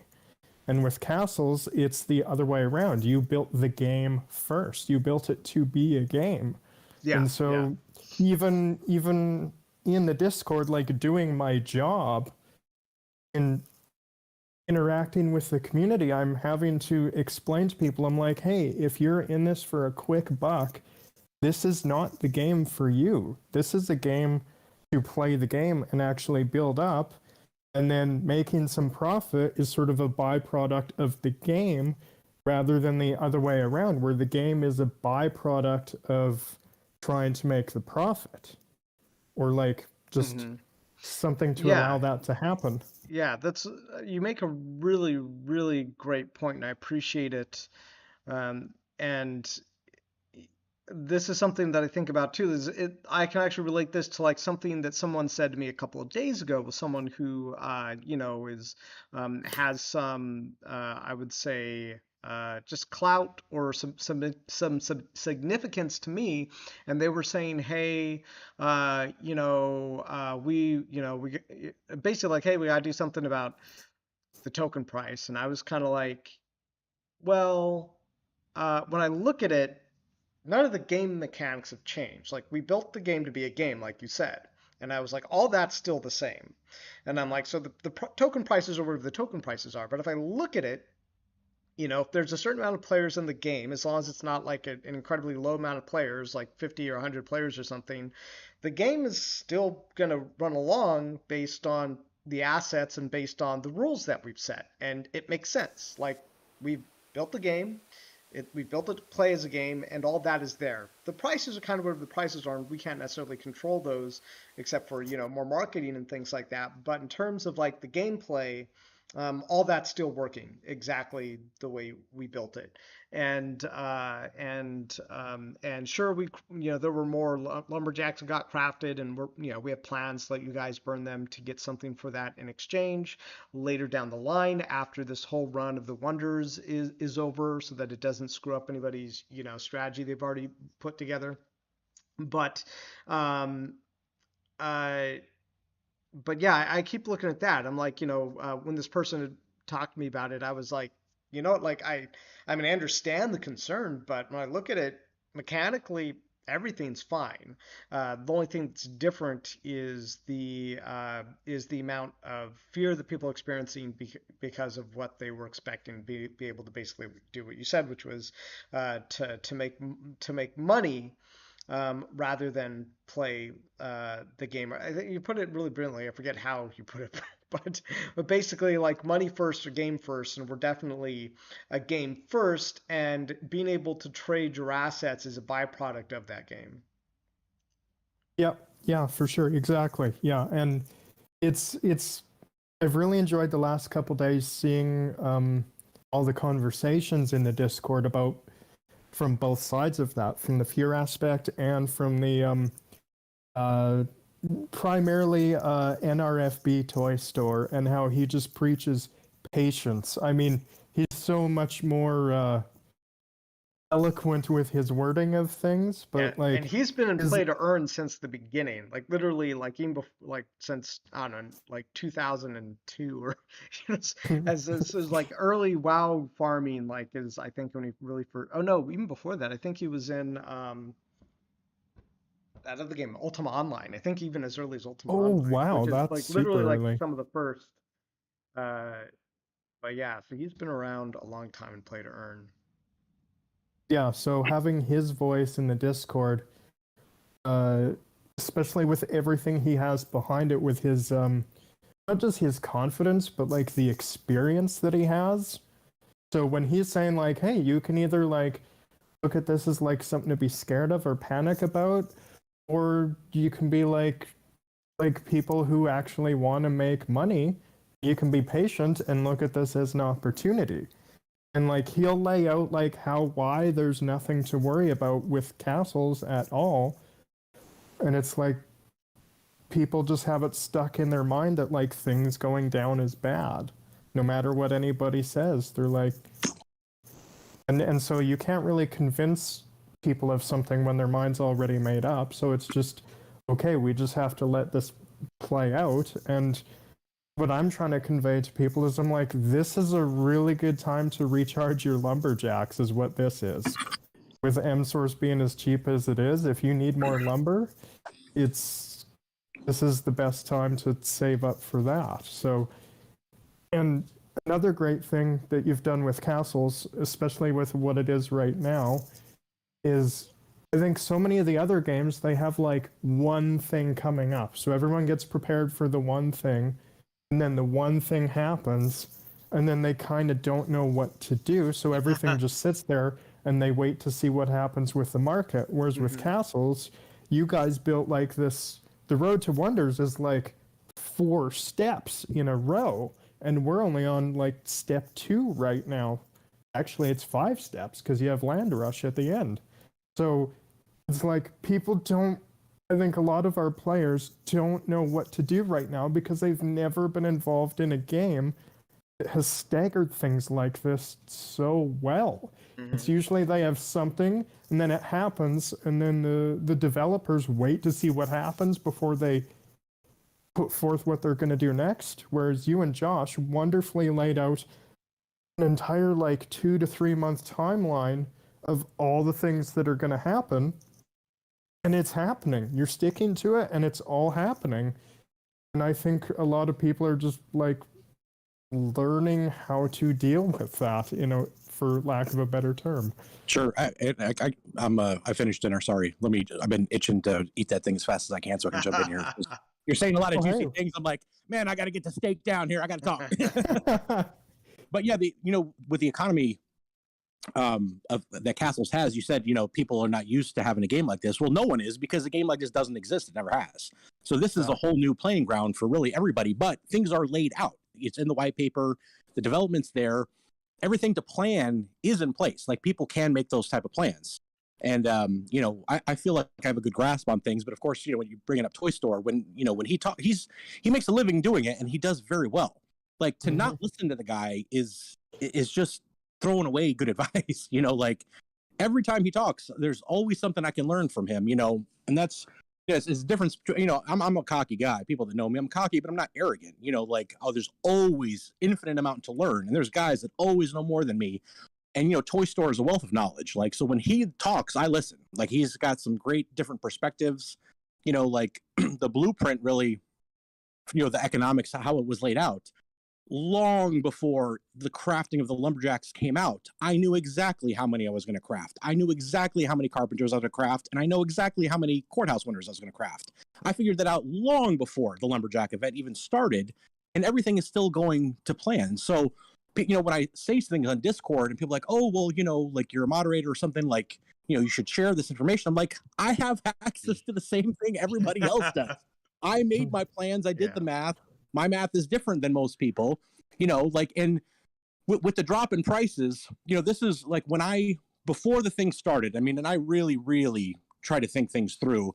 Like I saw, 3 different scenarios. I just wanted to make sure that however it went, that I would be able to do well in either scenario. Like one of the scenarios is if M source pumps like crazy and maybe lumber comes down, to have a good supply of M source. So, I bought a bunch when it was cheap and kind of held. Another, like if M source does come down and lumber shoots way up, which it's, they're both are going to move at some point, but in the interim, like, okay, so I don't know that anybody bought more lumber off the secondary market than I bought 2,000 lumber off the secondary market. I mean, that costs a lot of money. So, but I like the way I looked at it. I thought it's like, okay, if it's going to move, I did it for multiple reasons. Maybe I shouldn't share ultimately, but like, I do believe it's going to be worth way more than what I did pay for it. The other scenario was if both MSource and lumber were both down and they stayed down during the crafting of the Courthouse Wonders, that just means that much less wonders are going to be crafted, pure and simple. And any one of those three scenarios is good for me. So I'm fine with any of them. I was prepared for all three of them. I mean, maybe I'm missing a fourth or something, but in general, I think that's the gist of it.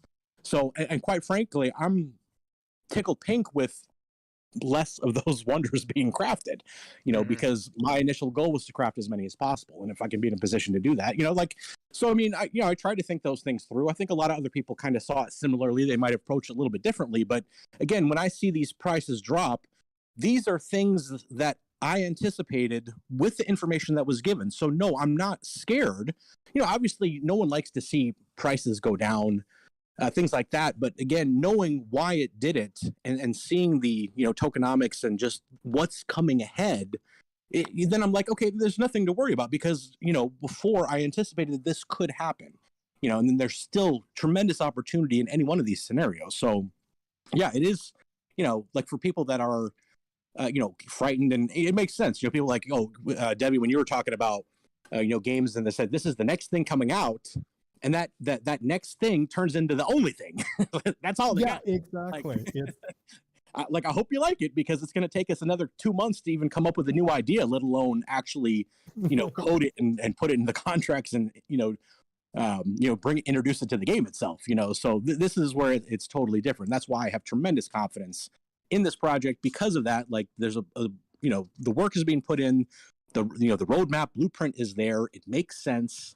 It all ties that stuff together. So yeah, I mean, I can weather these type of storms, and I just wish more. Like, this is not like I win and someone else loses. You know what I mean? Like, a lot of people can make good decisions. A lot of people can win. It's not just because someone makes money doesn't mean someone else has to lose. In this type of environment. Game.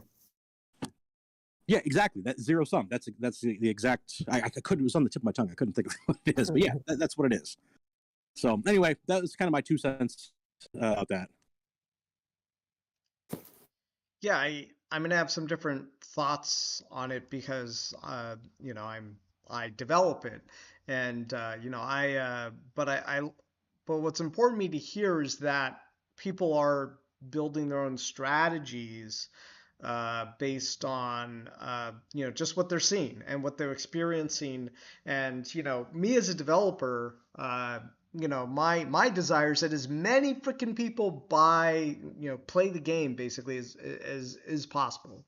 Like, we want as many royal courthouses to be built as possible, just because we made the game. We want people to be able to have them and build them. It's one of the reasons that we made Lumberjacks only 100K MSource to build, was because we were like, geez, like, if we make it too expensive, then no one's going to be able to build Royal Courthouse, or at least, no one who's not a well. And we want at least people to have a shot at building the Royal Courthouse, even if they don't have a ridiculous amount of money.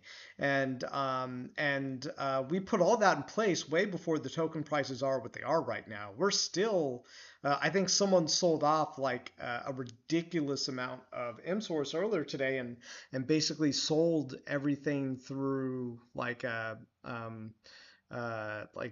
they just basically sold through a huge amount of sell orders and took the token price down to like 0.0002 or something like that. It was basically half of what it was in the morning. And when they did that, I was just thinking, well, I mean, that just makes it cheaper for people to get in. I guess now, I would say I want as many people to build Royal Courthouse. The cheaper it gets, the more accessible the Royal Courthouse becomes. And I know lots of people don't like to see token prices drop. In fact, if I had my choice, I would have the token price keep going up. But if someone wants to get that royal courthouse, it just became a lot easier. So, Yeah, it's like give and take. It's like I don't like seeing the token price go down. I'd love to see it only go up, but I think there's gonna be a legit opportunity for people if they're paying attention and at the right time. Uh, I don't know if now's the bottom of that market. Could be. I don't know, but I do know that the lower the token price goes, the more of an buying opportunity it's going to become because we're not stopping development. We're in a technical term inside of building companies, we're leaning into it. Like we had a call. I was like, hey Josh, so we're doing okay. People are buying our assets, and we've made some money. And I think what we should do is we should lean into it. We should reinvest in the project, and that is where we should focus our attention and our money. And he agreed with me, and so that's what we've done. We've gone and Battlecry, make a friendly death rattle minion golden. All right, so that's easy. Wait, Battlecry, make a friendly death rattle. After a friendly death rattle minion dies, gain its death rattle. What? What? This is not a death. It's not a legit death rattle. That was bogus, guys. So I just put down my basically ultimate companion card here that I get for basically killing enough enemies. And I put it down to synergize with my key card that my hero has. And it turns out my hero doesn't even have Death Rattle as a status. So basically this guy, every time another hero dies, it gains its Death Rattle. But it doesn't have a Death Rattle to begin with, so I quit. I concede this game because I just can't. I just can't. I can't. just I can't wasn't even. doing. I give up. I wasn't doing that great that game anyways. That hurt. Anyways, you guys know what I'm saying. I repeat myself a lot, so I'll probably stuff here before. Double L says, "Good morning, Robert." Good morning, Double L. Good to see you. Hey, Warcry says, "Krisnitz, smart dude." And Warcry Ripon says, "Me over here trying to figure out where Devi's accent is from. Canada, Northern, Midwest, U.S. Would you consider your accent Canadian?" Uh, yeah, but more specifically because Canada has like many different accents, just like the U.S. My accent is Prairie Canadian. Oh, very. Yeah, yeah, it's very flat accent.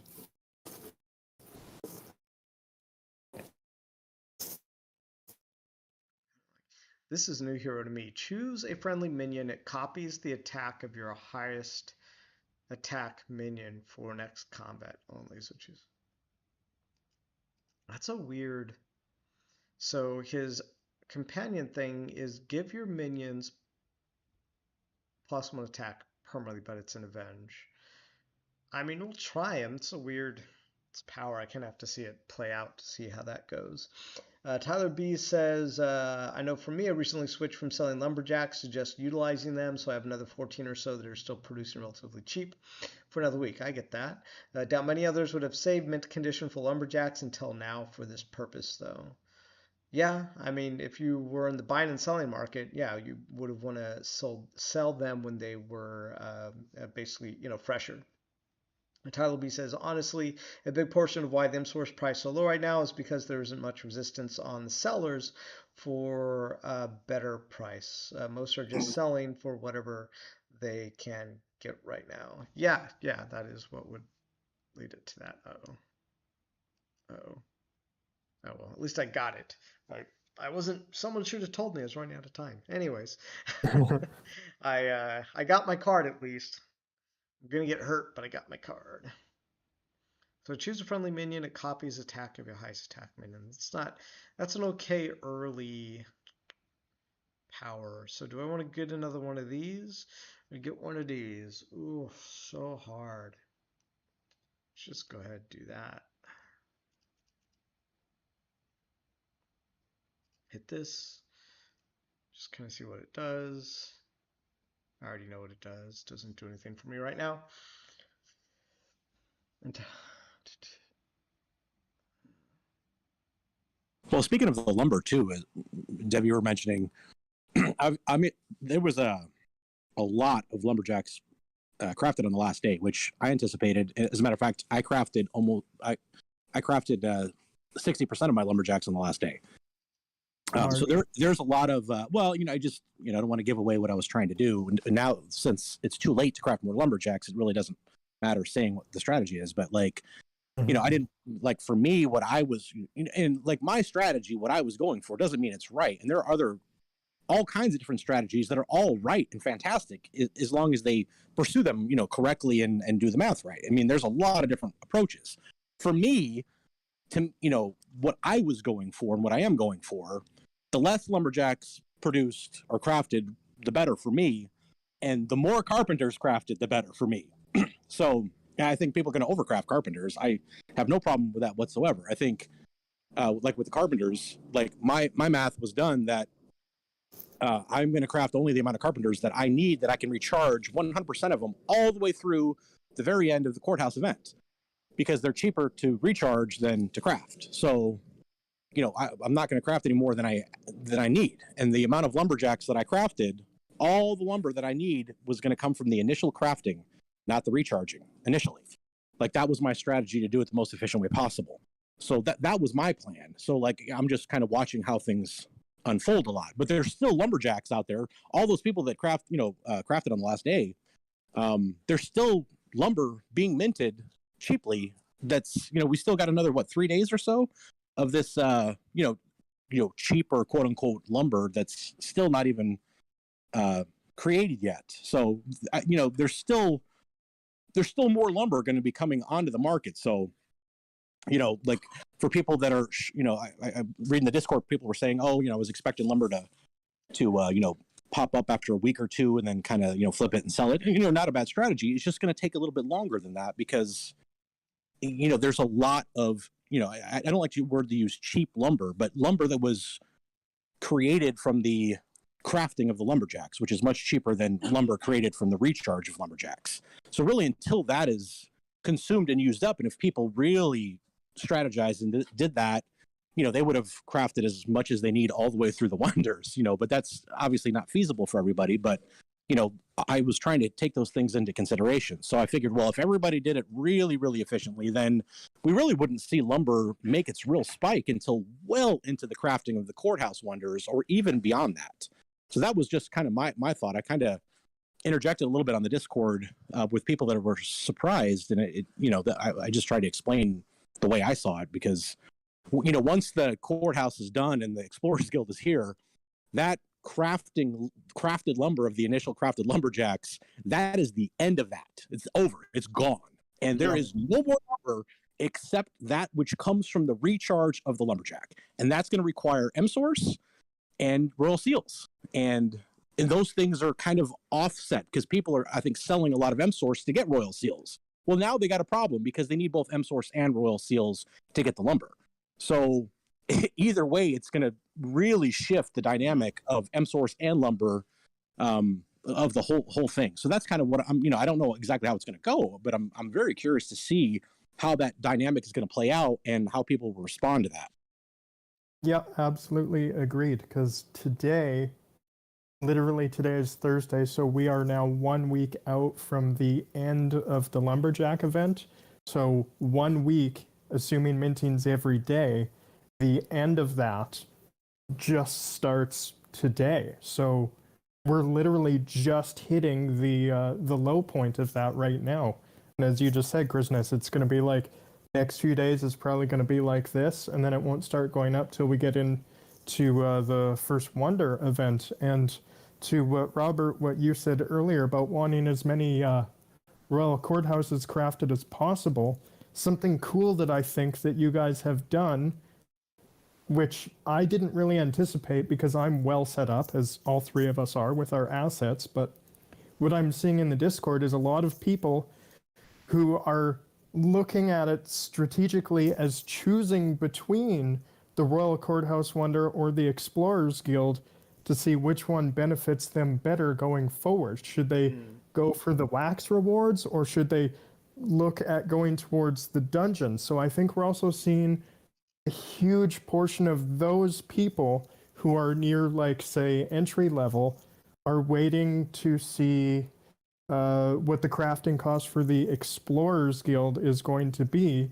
before they make their choice of, do I go straight for the Royal Courthouse or do I go for the Explorers Guild? So we're going to see a very interesting sort of divide between those two. So, Robert, I think it's really cool that even if you don't get not getting as many Royal Courthouse Wonders crafted as possible, just means you have more people going for the Explorers Guild, which follows it. So it's like you cast a net, and anyone that isn't in that net, there's a net coming right after it that's going to catch the stragglers anyway. So it's a wonderfully staggered strategy. There's a flip side to that too, because I mean, let's face it, there's a range of courthouse wonders that are going to be crafted. I mean, I have my opinions about it, but if it's on the low side, really what that's going to do, I mean, people won't look at that as not a success. What they'll do is they're like, holy crap, less were crafted than I thought. And that makes every courthouse wonder that much more successful to those that have it. And that that will be looked at as a victory. If a bunch are crafted more than I anticipate, well, I mean, obviously the event went very well. A lot of royal seals were produced, and that's still good revenue for the people that got their share of the courthouses. One thing that I think is going to be a deciding factor that's going to make the decision for people is, again, as I mentioned earlier in the stream, I think people are grossly underestimating just how many royal seals it is going to take to do what they're trying to do. Once the recharging of the carpenter starts to become a factor, these are all royal seals. Every one of them needs a royal seal to recharge. But then you need the, if they didn't craft enough lumber initially from the crafting of the lumberjacks to actually pay all the lumber for the actual courthouse wonders, then there's going to have to be royal seals spent on that. And once you have all the fine wood and the lumber, then comes the royal seals to actually craft the wonder itself. And I anticipate just kind of the general sentiment is that it is going to be underestimated what's going to be needed. And I think ultimately that may make the decision for a lot of people. They're going to come in there and say, holy crap, I don't have the royal seals for this. You know what I mean? And they're like, maybe I should go for the Explorers Guild, when I can, get up a little bit more, or things kind of maybe sell some of the lumber and, start recharging the lumberjacks and, kind of going that method. So I don't know. Again, I'm very curious to see just how it's going to play out, but we'll see how that goes. But I mean, there's so many factors, man. It's just the strategy and the thought process behind it, and ultimately to see how it's going to go is going to be very, very interesting indeed.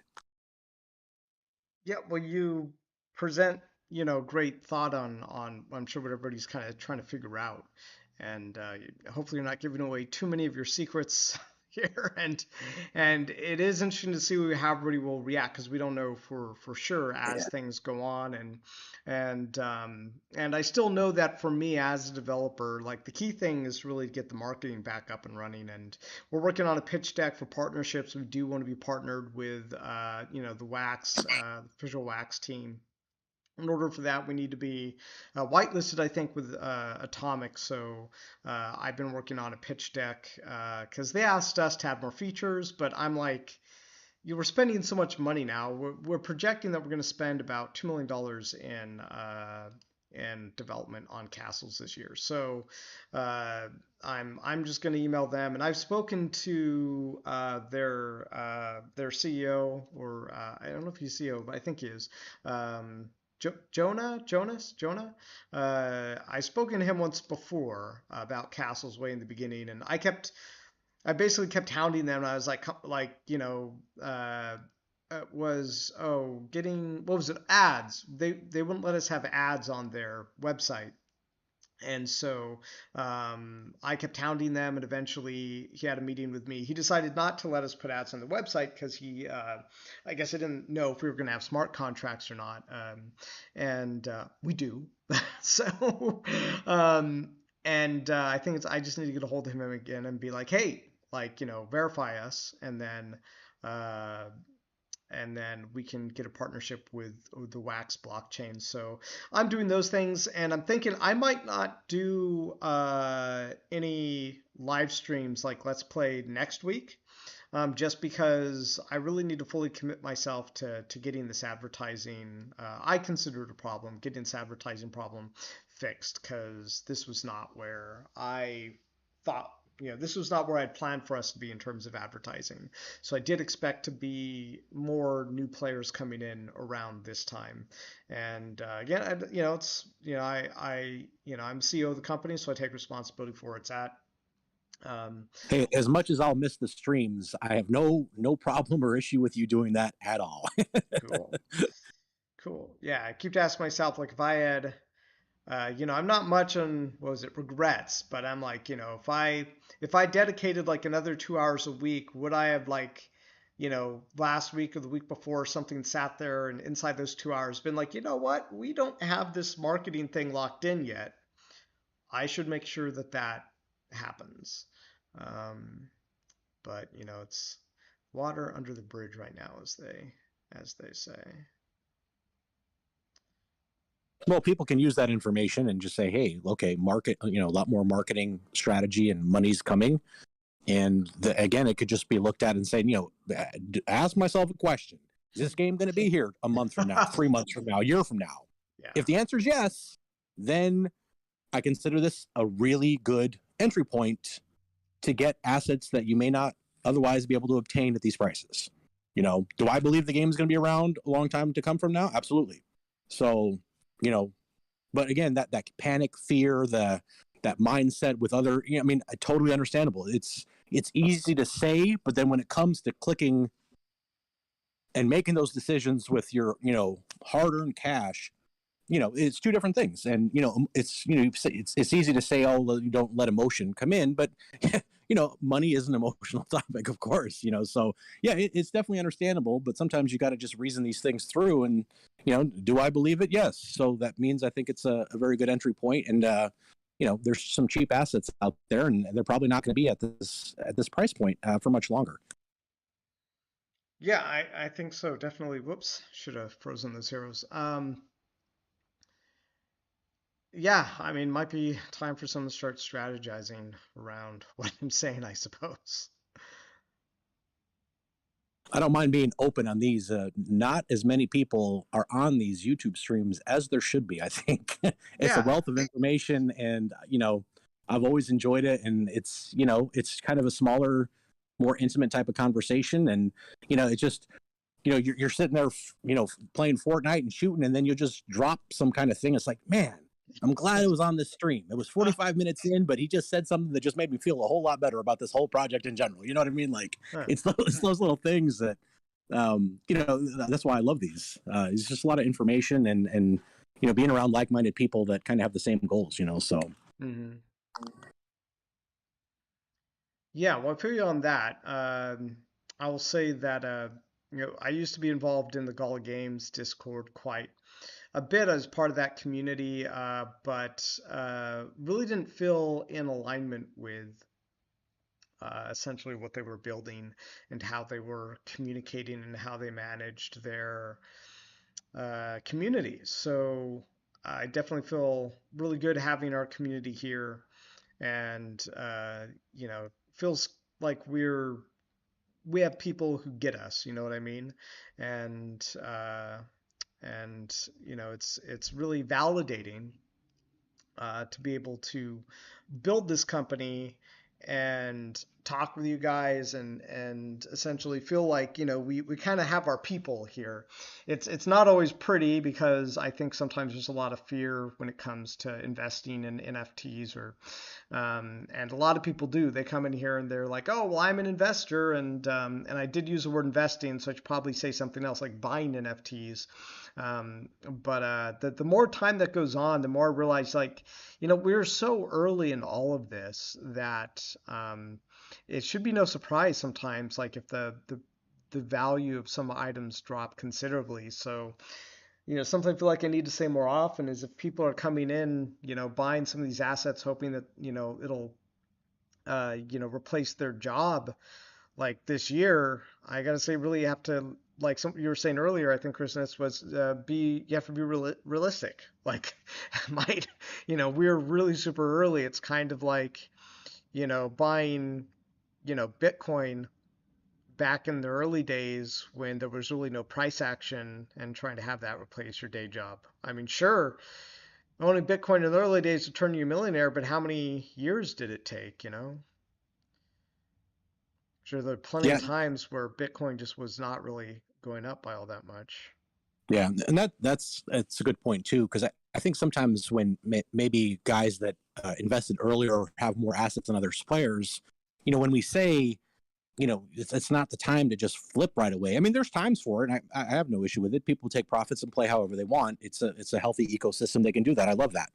But I think they get confused with the fact that, look, don't get me wrong. At the end of the day, I'm here for the same reason you are. Like, I'm here to make money. Like, I mean, to me, it's like I enjoy the game itself, and that's a big plus and a bonus, and it's fun to do the strategizing and stuff like that. But kind of like with Magic, I like to play the game, but at the same time, it's nice to be able to make money doing it at the same time, and that really Hmm. is the end goal. Like one of the first, when I was watching those old school Gala YouTube videos, and I found the Metasource site with the cards. I think one of the very first questions I asked you, which was actually just typing it on the YouTube, is like, do you really think that ultimately that this will be able to replace my income as a job? Like, and you said that was the goal, that's the plan, and I was like, hell yeah, I can get behind this. But yeah, it does not. That was over a year ago. And things are progressing very well, but yeah, it's not necessarily at that point. I think for some it's close. I mean, if they're involved in other things like that, but ultimately there's going to be a lot of people that would be able to do that.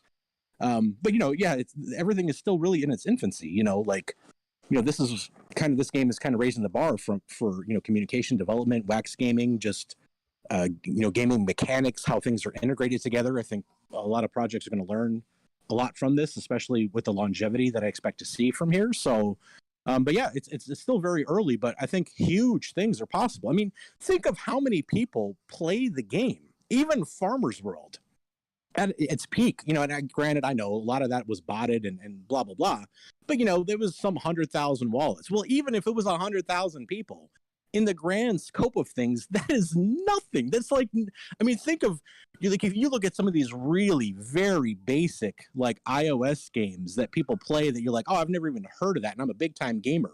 There could be 500,000 people playing that game and just pumping money into it just to have a status in a digital game that never gets them anything.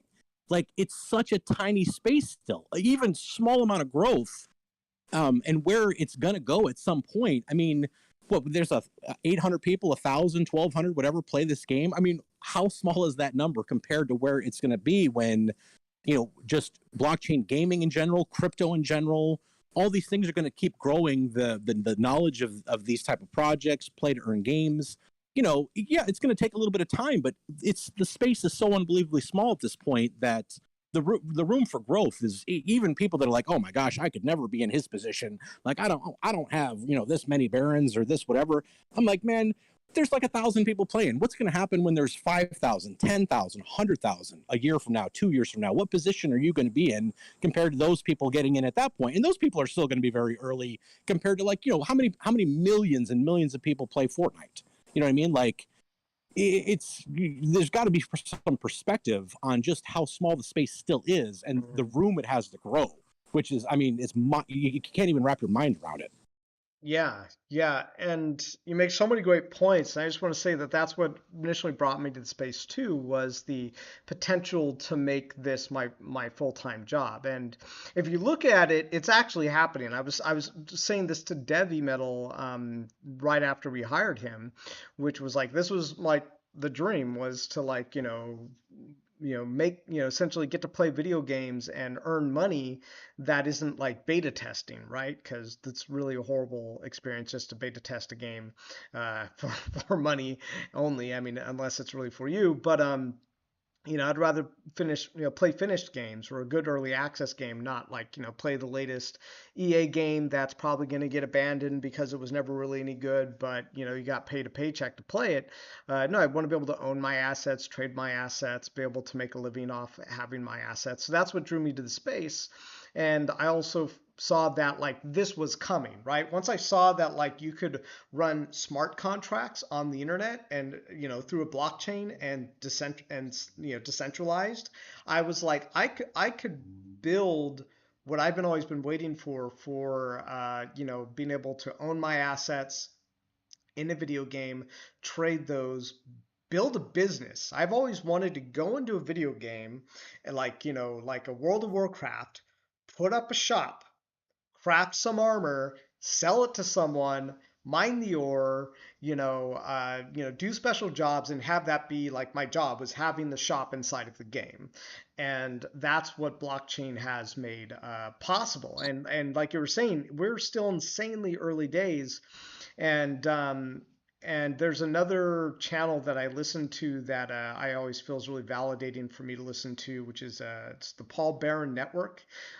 It's a guy who worked in Silicon Valley back in the day, and he repeats this mantra all the time, where he says, he worked in Silicon Valley in the early days, but he didn't back like the early late 90s, and he really didn't understand the essentially what would become the tech cycle. He didn't understand, or rather, he didn't see the way that things were going to go. That like the Googles of the world would one day be like a massive superpower. The Facebooks of the world and the Microsofts. He didn't understand how much power they would wield and how much money they would make from building the infrastructure of the internet. And one of the reasons I listen to his channels because I really identify with what he keeps saying, which is he feels like we're there again with blockchain gaming and NFTs, that we're in this whole new tech cycle, Web3 cycle of, and what this is going to make potentially,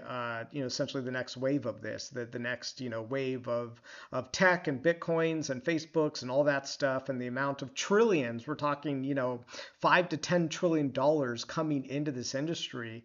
I think this year was, we're still not even in the trillions of dollars being spent inside of the gaming NFT industry, but I think it's coming. And one of the reasons I built my company was to be the guy who makes it happen, because I just don't have faith that the other companies are going to make it happen. Even now, if we had enough money, we'd be doing certain things to get us ahead.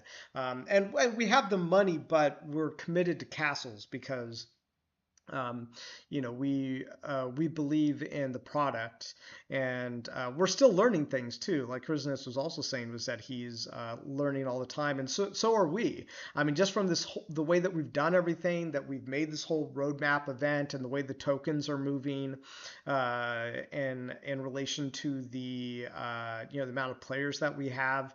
Like I'm learning ridiculous amounts of information about how this stuff is going to work in the future and presently, and it's a real education, and it's all still so new that we're uh, there are a lot of there are a lot of things that I understand about economics, and the more that our company grows, and the more that essentially time goes on that we develop castles, the more I get to see a lot of my economic theories and understandings um, broaden and grow as well. Like, how's the castles game going, or rather, how does a token economy move in this situation or this situation. And the more time that goes on with us having our game and having built the system that we built, I honestly I feel like an economic scientist. I'm sure that's a real. I don't know like how you get to become an economic scientist. I can probably just call myself an economic scientist and have that be the end of it. Nobody can challenge me. Be like, I don't have a PhD in economic science, but I have built I'm blockchain glad you don't. games. I'm glad you don't, because science isn't science anymore. Science used to be trial and error. You test it, see if it works. Now science has nothing to do with it, So you are a scientist in the true regard of, hey, you have a hypothesis, you try it out, let's see what the results are. That's what a scientist does. Or at least that's Yeah, what they used to do. exactly. Which is So why I might not have a PhD, but I do consider myself like an economic scientist. And I think a lot of people who play video games, strategy games, are like their own economic scientists. People who are into board games. We're constantly like creating these theories of economies in our head, and we play games, we test them out. It's what all you're really doing in a magic game is, you have some, green lands, you have some black lands, you get these little cards together and they do different functions, and, do you have enough mana to do a thing? Yes or no, try to win the game. And I think, especially inside of this modern world, it's becoming a bigger and bigger, for lack of a better word, profession.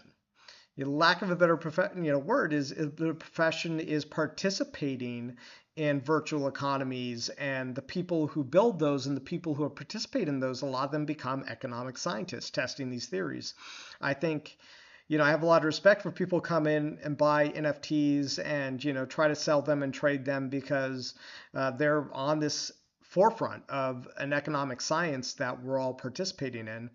And, the end goal for me is to make essentially more liquidity inside for video gamers, because I think there's a huge illiquidity problem for people my age when it comes to assets, because we can go ahead and buy stocks, but I feel like the stock game is already rigged against us.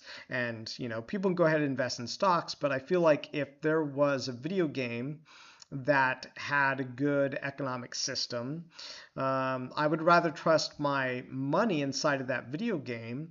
And there are other things I'm concerned about, like consumer protection. This is stuff I talked with Josh about lately, which is, it would be nice to have everything on a back-end system, because we could have then more controls for consumer protection. The problem with that is that you start to then need, to be SEC regulated, FDIA, basically like you need to be insured, like, possibly for that kind of thing. And oh no, I'm in fourth place. I think this is the best I've done all night yet in a game. And so those things are really big. In fact, we talked recently about like actually putting everything on the back end, and I was like, it would be nice. I think it's probably the right way to go, is to put as much as we can on the back end. I know there's a lot of people who want to have these games stay on a blockchain, but if we have a back end, we can do a lot more to protect your ability to play the game. We can do a lot more to protect your assets. And so there might be a lot of people who cry about not keeping on things on the blockchain, but I think more time goes on and people basically somehow get screwed on blockchain games, but then they can have a great experience with a back-end system like what we want to build. Well, then they'll come to us for that. But it's not really a simple thing. Like, there's a lot involved there, and unfortunately we can't like make it happen with like a snap of our finger, because it would, I think we probably need several $1 million more in investment, at least $1 million more in investment, in order to make like a good back end system. So it's like it's kind of like on the list of things we want to look at, but we can't do right now. Yeah, and all that stuff is coming too. I mean, you look at, just look at esports right now. I mean, esports is technically bigger than any other sport in America outside of football, and that's only going to last for a short period of time before esports takes that over. But the vast majority of people in esports and that participate that and then that watch Twitch and all these things, most of these people still are completely unaware of blockchain gaming to any degree as it is right now. So, as they start to figure these things out, there is just millions, hundreds of millions of people. They don't even know that they're looking for something like this. They don't even know it exists yet.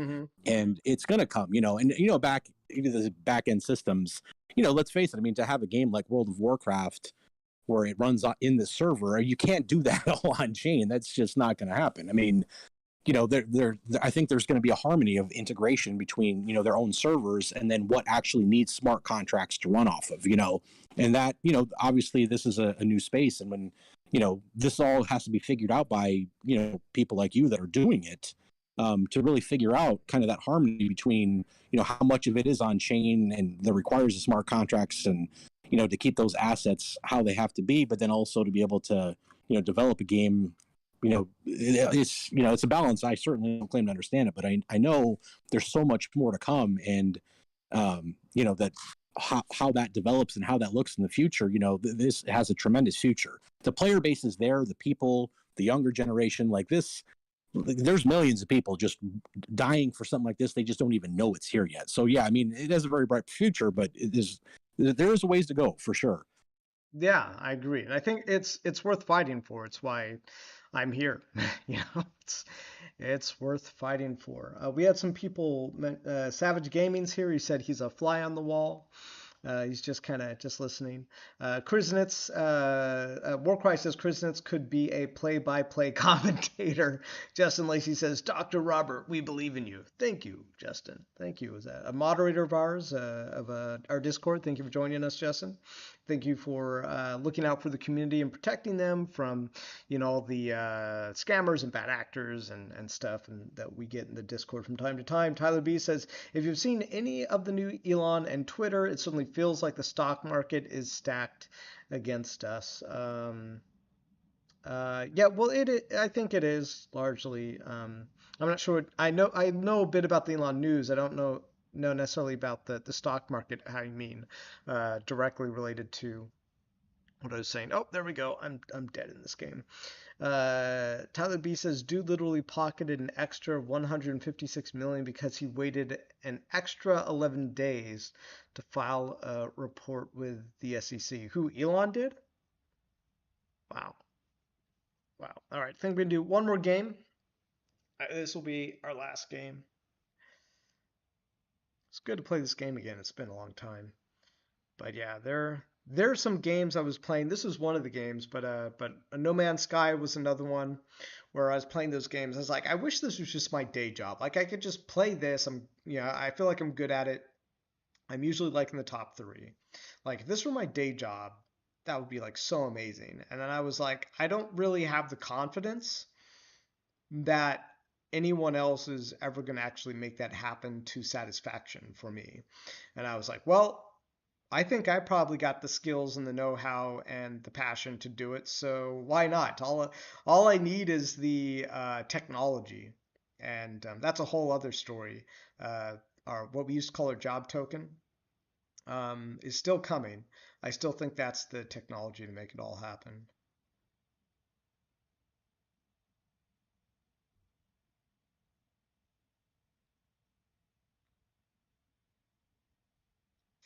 Decisions. This is the easiest hero to play. I should have checked to see if we had Beast. He can be pretty good with Beast or Murlocs because he gets Divine Shield and they have poison. It's pretty powerful poison. A Warcry says, I'm out. See you guys. Good to hear from Kriznitz and Devi. Thank you for joining us, Warcry. It was great to have you. Justin says, who else is on this stream? Devi, yeah, Devi Metal and Kriznitz are in the stream with us today. Yeah, he was here. I don't know what he's doing. Don't know. Yeah, I'm the guy that talks animated and fast. You should see me in person. Someday I will, when we all own our yachts. Well, I was thinking of maybe a trip out to Excalibur first, and just a little mini convention to get together and just shoot the breeze and talk about good times ahead and, you know, where the future is going. And just, it's always fun to spend some time with like-minded dudes and they're passionate about something, about the same thing, you know. And you know, it doesn't have to be a long time from now. And you know, why not? You know, 6 months from now, or even 3 months from now, depending on how things go. You never know. Everyone's always looking for an excuse to go to Vegas, right? So, I mean, I'm not a drinker or gambler, but you know, it seems like a logical place that people could congregate to and just spend a couple days or a weekend or whatever, and you know, just that would be like crazy fun to just actually see, you know, half a dozen guys, you know, that you know, that are passionate about the game and, you know, want to kind of hang out and just kind of talk and see where the future of things are going. I think that would be just insane amount of fun. Yeah, I think Oh yeah, something maybe towards the end of this year we could do something. yeah. We used to talk about that in the Discord before the Barons were even out. We'd talk about like, oh yeah, someday down the line we're all just gonna be laughing it up and we'll all just be sitting in some place somewhere where it's nice and good weather and have a drink together, and that hasn't changed because as you've said at length, Robert, about like using this as a way to have your career. And I mean, that's the dream, isn't it? To make a living doing something you love. To me, that's the dream for like every human being, is to make your living doing something you love and enjoy. And to be able to do that, like whether it makes you $1 billion or whether it's just enough for you to live a comfortable life, it's different for every person. But in the end, that is the dream. You want to spend your time doing stuff you enjoy and have that time you spend doing what you enjoy pay for what you need to live.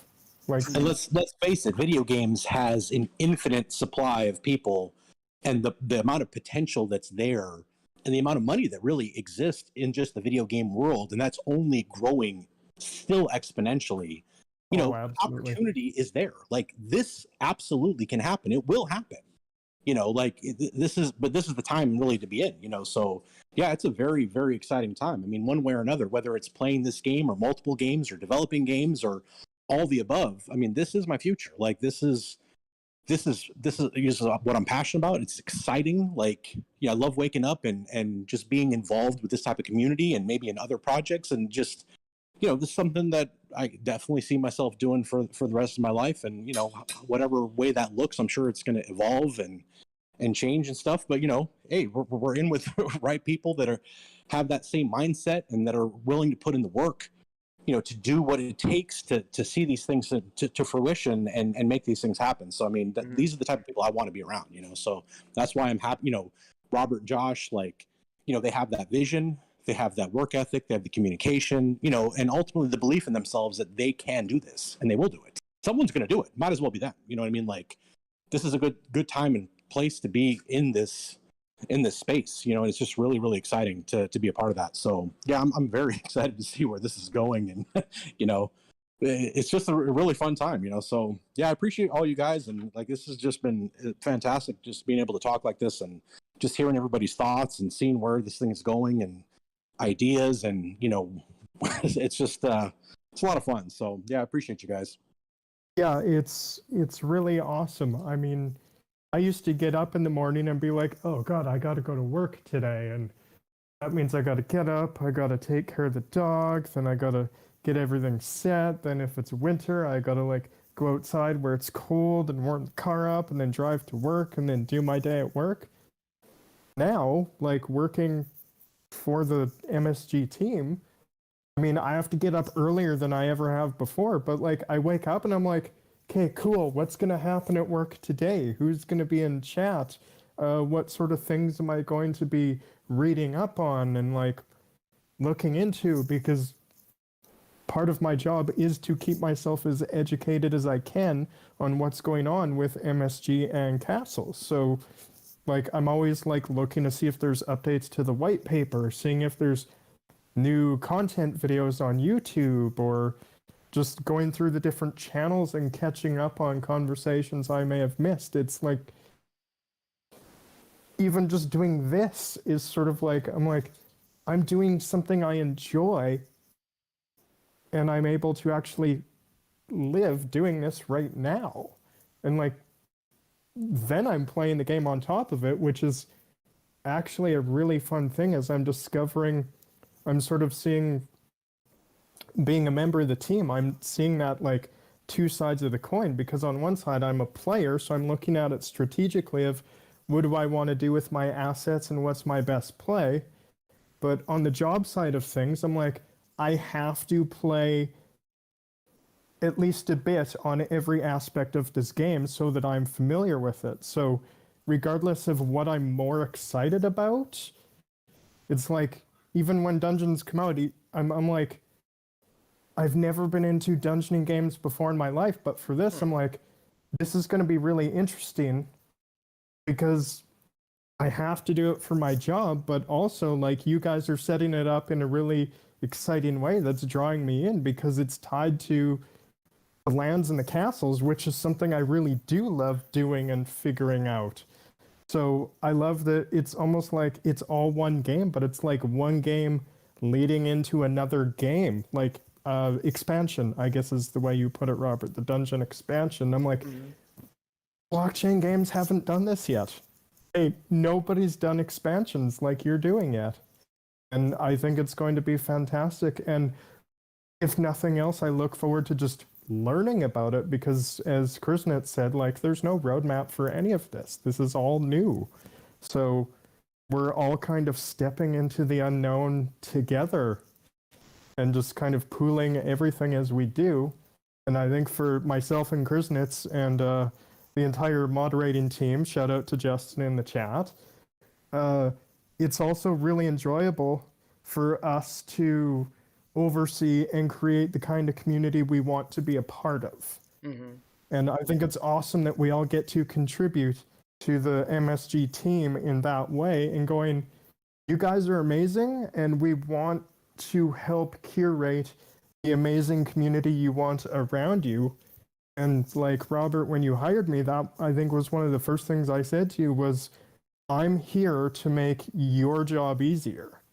Like, I'm here to look after all of this stuff here so that you don't have to worry about it and you can focus on the game more, which becomes a full circle because the better the game is, the more it benefits the players, and it makes my job easier because if the players are happy, there's less stuff for me to troubleshoot and the entire mod team, of course.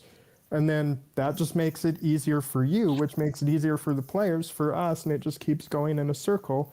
And so many blockchain games don't get that cycle and they don't set up the infrastructure to make it work like you have. Yeah, and I think I speak for everybody here, or at least people that have been around. You've done a great job, Debbie, and I have to say that I feel much better that you're in the space. You know, like I kind of look at you as the protector of the Discord and all those things, and I'm very glad that you're there because sadly I still do have a full-time corporate job for now, and you know I can't dedicate as much time to the Discord and stuff as I would like to, but it does make me feel good that you know that Robert and Josh can kind of do their things, but then that you're here, you know, and other mods too, because they do fantastic. I mean, I got all of them are great. I mean, they jump in and do what they can when they can, but you know, like having you there, you know, kind of full time, it just makes us feel good, you know. So Thanks, I'm sure man. I speak for everybody about that. Yeah, absolutely. I'm really glad that you're in this space, and you know, I think Robert made a great choice having you do what you do because yeah, it's really nice to have you here. Yeah, and honestly, I think we have the best moderating team in all of Discord. I will put our team up against anybody, bar none. Yeah, I don't really have to worry about things. I'm constantly surprised for, we actually sometimes go into the moderator chat and people are talking about the bots they've had to ban, and I'm just really grateful that you guys are there checking on those things because even now still sometimes I'm like, do I know how to do this thing in Discord? I'm not sure. I think I know how to do most things in Discord, but sometimes I second guess myself. Like today, I learned that like what was it if they change their name, they don't show up anymore or something like that. Oh yeah, the conversation we had today. Yeah, that's been a big thing in about the last week or so. I want to say since that day when I told you that we had like 300 bots come in less than an hour, and it was right after that we got one of our mods mentioned the BMO anti-raid, and then Night Sky looked into that and brought that in, and the BMO has been really good. But yeah, just like our conversation today, Robert, when you're like, hey, how do I look this up? And I'm like, I've actually been working on this for like a huge chunk of my day because I'm trying really hard to like figure out the best ways to combat this. So as with you, what I love doing when helping people in chat or support is try and be as informative as I can, give as much information as I can, pass on everything I can. So when you said in the chat, Robert, like, hey, we should probably just have an official meeting so we can get everyone like up to speed on how to do all this stuff. I was like, yeah, absolutely. I can. And I mean, there's still like conversations I need to have because I keep going through and like talking to different moderators about different things about what we're trying to do as a team. And it's a never-ending process because there's always more for us to learn because this is such a new space. And having a great team with people like Kriznitz and Justin and Lockstock, everyone, all eight of us.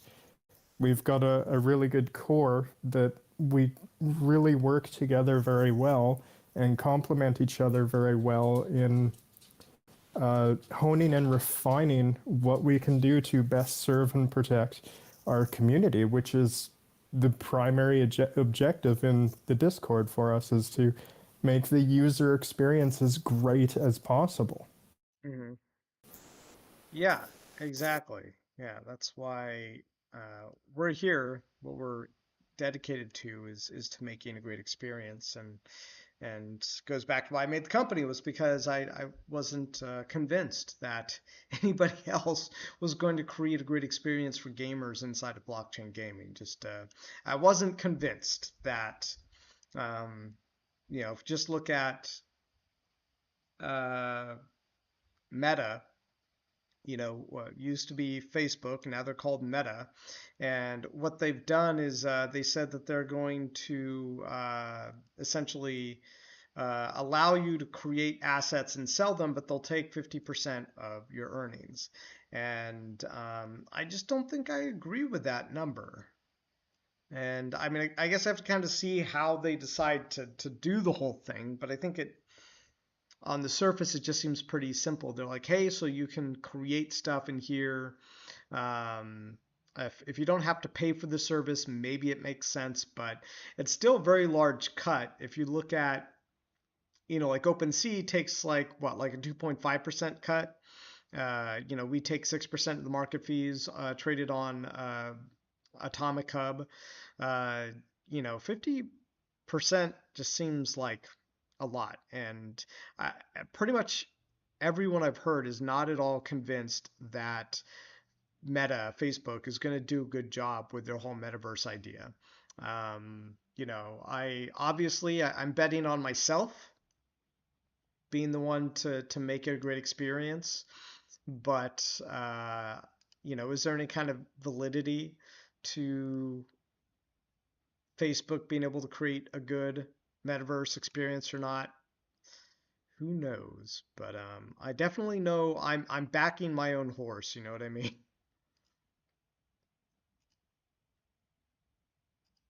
Yeah, that 50% chunk. I mean, my God, like how much money do they need? Like, I mean, it could be 1% and they would make millions. Like 50%. Yeah, That's I just mean, ah. maybe it's fair. I mean, honestly, I don't know. Like again, being an economic scientist, I need to see this play out. Like I need to see how they do it, how it plays out. There's another company that does something similar, which is Core. Core is basically Epic Games' content creator system. It's basically like what Meta is trying to do, but with more actiony kind of games, and they're very similar. Just Meta's more famous. Um, and I think they take a 50% cut of everything you do sell. I think those games have a massive challenge, which is, essentially, how does a user get their assets to, or essentially, how do they promote their assets to someone? Or like if you like, let's say you have Snoop Dogg coming out with metaverse assets, and you have like 100 celebrities coming out with assets on the Meta platform. How am I, someone who's not Snoop Dogg, how am I supposed to compete with everybody else who is selling assets? So that's kind of one of my big issues with it is in the long run, how does someone like me compete unless I'm there early and for some reason people really like my things? We've actually kind of seen this come before with Second Life, which was a game a long time ago, and the game never really took off because um, it was too niche. It was too niche. And so it never really took off. I mean, I think it's still around actually, but so obviously the company survived, but it didn't, it's obviously when people talk about metaverse games, almost no one's talking about Second Life except for as a failed experiment. So if the company's still around, I'm sure they don't consider themselves failed. I'm sure they, you could say that they're technically success because their business has gone on for all these years. But Second Life never gave me what I really wanted out of metaverse content creation. So will Facebook be the ones? I don't know. I don't know. Again, I'm a scientist. I'm willing to be open-minded and watch them prove it. Well, I mean, you bring up a good point. Like in the world of NFTs, first of all, nobody hardly knows what NFTs are, and the vast majority of people, when they think of an NFT, they think of some stupid piece of artwork that's created digitally and then flipped. And then you say, how do you compete with someone like Snoop Dogg that takes pictures of his shoes and sells it for $500,000 as a digital asset? Well, you do that by making a game that people want to play exactly what you're doing. Mm-hmm. That's how you compete, really, I think, because again, I think most people still think of NFTs as just some, like, whether it's artwork or just not you know NFT mixed in blockchain gaming, because that's where I think NFTs really shine. With the smart contracts in gaming. So, and I still think the vast majority of people that even know what an NFT is don't look at NFT when they think NFT. They don't think blockchain gaming. They think of artwork that some guy took a picture of and then burned his painting and sold it for $50 million. Yeah. That's what they think of. So you're changing that by making a real game, Mm-hmm. and a balanced game that has a good ecosystem. And once that starts to catch on, then people, I think once people can relate NFTs with actual blockchain gaming, then I think we've really come a long way, and then things will really start to pick up and change at that point. Yeah, I think you make a really great points that making a great game is what's going to differentiate us. And inside of the Meta platform, though, how do you make a great game? I don't know if you can actually make games in the Meta platform, but definitely making a great game is how we've tried to differentiate ourselves. And the other thing is that like not really anyone's done this. Like there's really no one out there who's done what we've done. And thank you for reminding me too, as I forget sometimes to remind myself of this. I mean, I think I say it from time to time, but really, like no one's really done this before. Like made these like blockchain games and even now like we're in a massive rare few games that have actually done this. There's just not many of them. Ooh, this is a good card. Summon 5 microbots. This is what I really needed for this game right now. I'm gonna have to get rid of something though in order to use it. Oh gosh, I don't know what I'm gonna do right here. I think my best bet is to sell this. Do I sell this guy? I think I should sell this guy, but why would I hold? Yeah, I think I'm gonna sell this guy, and then I'm gonna put this guy down. That's a hard choice I just had to make, but I think it's worth it. this is really not a good hero for this particular strategy. Anyways, what I was saying was, I forget to remind myself sometimes, just like we're one of very few people who have actually made a blockchain game that you can play. Like very few, especially affordably. I think to play a game fairly affordable, wax blockchain, you do have to stake probably something in order to really do okay, in order to really play a bit. But otherwise, like massive, I'm not sure why I said the word massive. I'm pretty sure I'm going to die here. There just aren't many. If you look at Axes, Axes is a very big blockchain game, but it's on Ethereum. It costs you like, I don't know, $20 or something to do a smart contract function on Ethereum right now. And so a lot of these big games, they're just too expensive. Ooh, I'm not dead. I survived this round. I'm extremely surprised, guys. I didn't think I was going to make that round. And yeah, so I appreciate you guys here being here for us being one of the first ones to make like an actual playable blockchain game. I don't want to become like numb to it, right? Just like what a big deal that is. That we're here, you can play our game. The assets are what they are. What am I gonna do here? Am I gonna? No, I'm not gonna do that. I just think it's something that we don't always give ourselves enough credit for, and is pretty cool. That's interesting. Oof. I think I'm gonna have to make another hard decision. I'm gonna put this down, and I think I'm gonna sell this one. Yeah, I think I'm gonna sell this one. Get my guy up stronger there. Yeah, this is really really challenging choices I have to make, guys. So hard. I don't even know if I should put down another one of these, but I'm going to. Yeah, you know how some of us feel playing castles when it comes to uh, figuring out strategy. It's like, okay, the game is simple, but then we go to figure out strategy, and it's just like, why is this so hard? And it's like, because Robert is merciless on strategy. And I I am think I said it merciless in with the Discord strategy. once.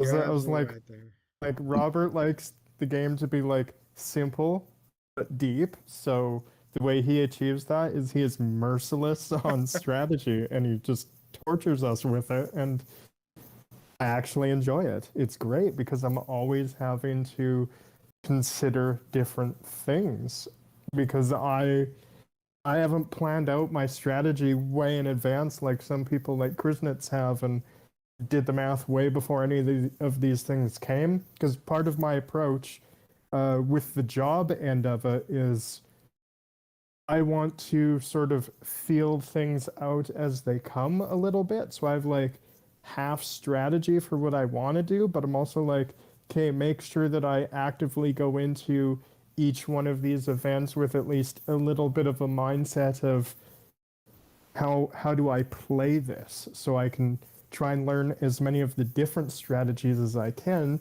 which just allows me to be better informed in chat when people have questions. So yeah, that comes up a lot is the strategy, and I'm just like, yeah, I know we all get frustrated by it, but it's a beautiful frustration.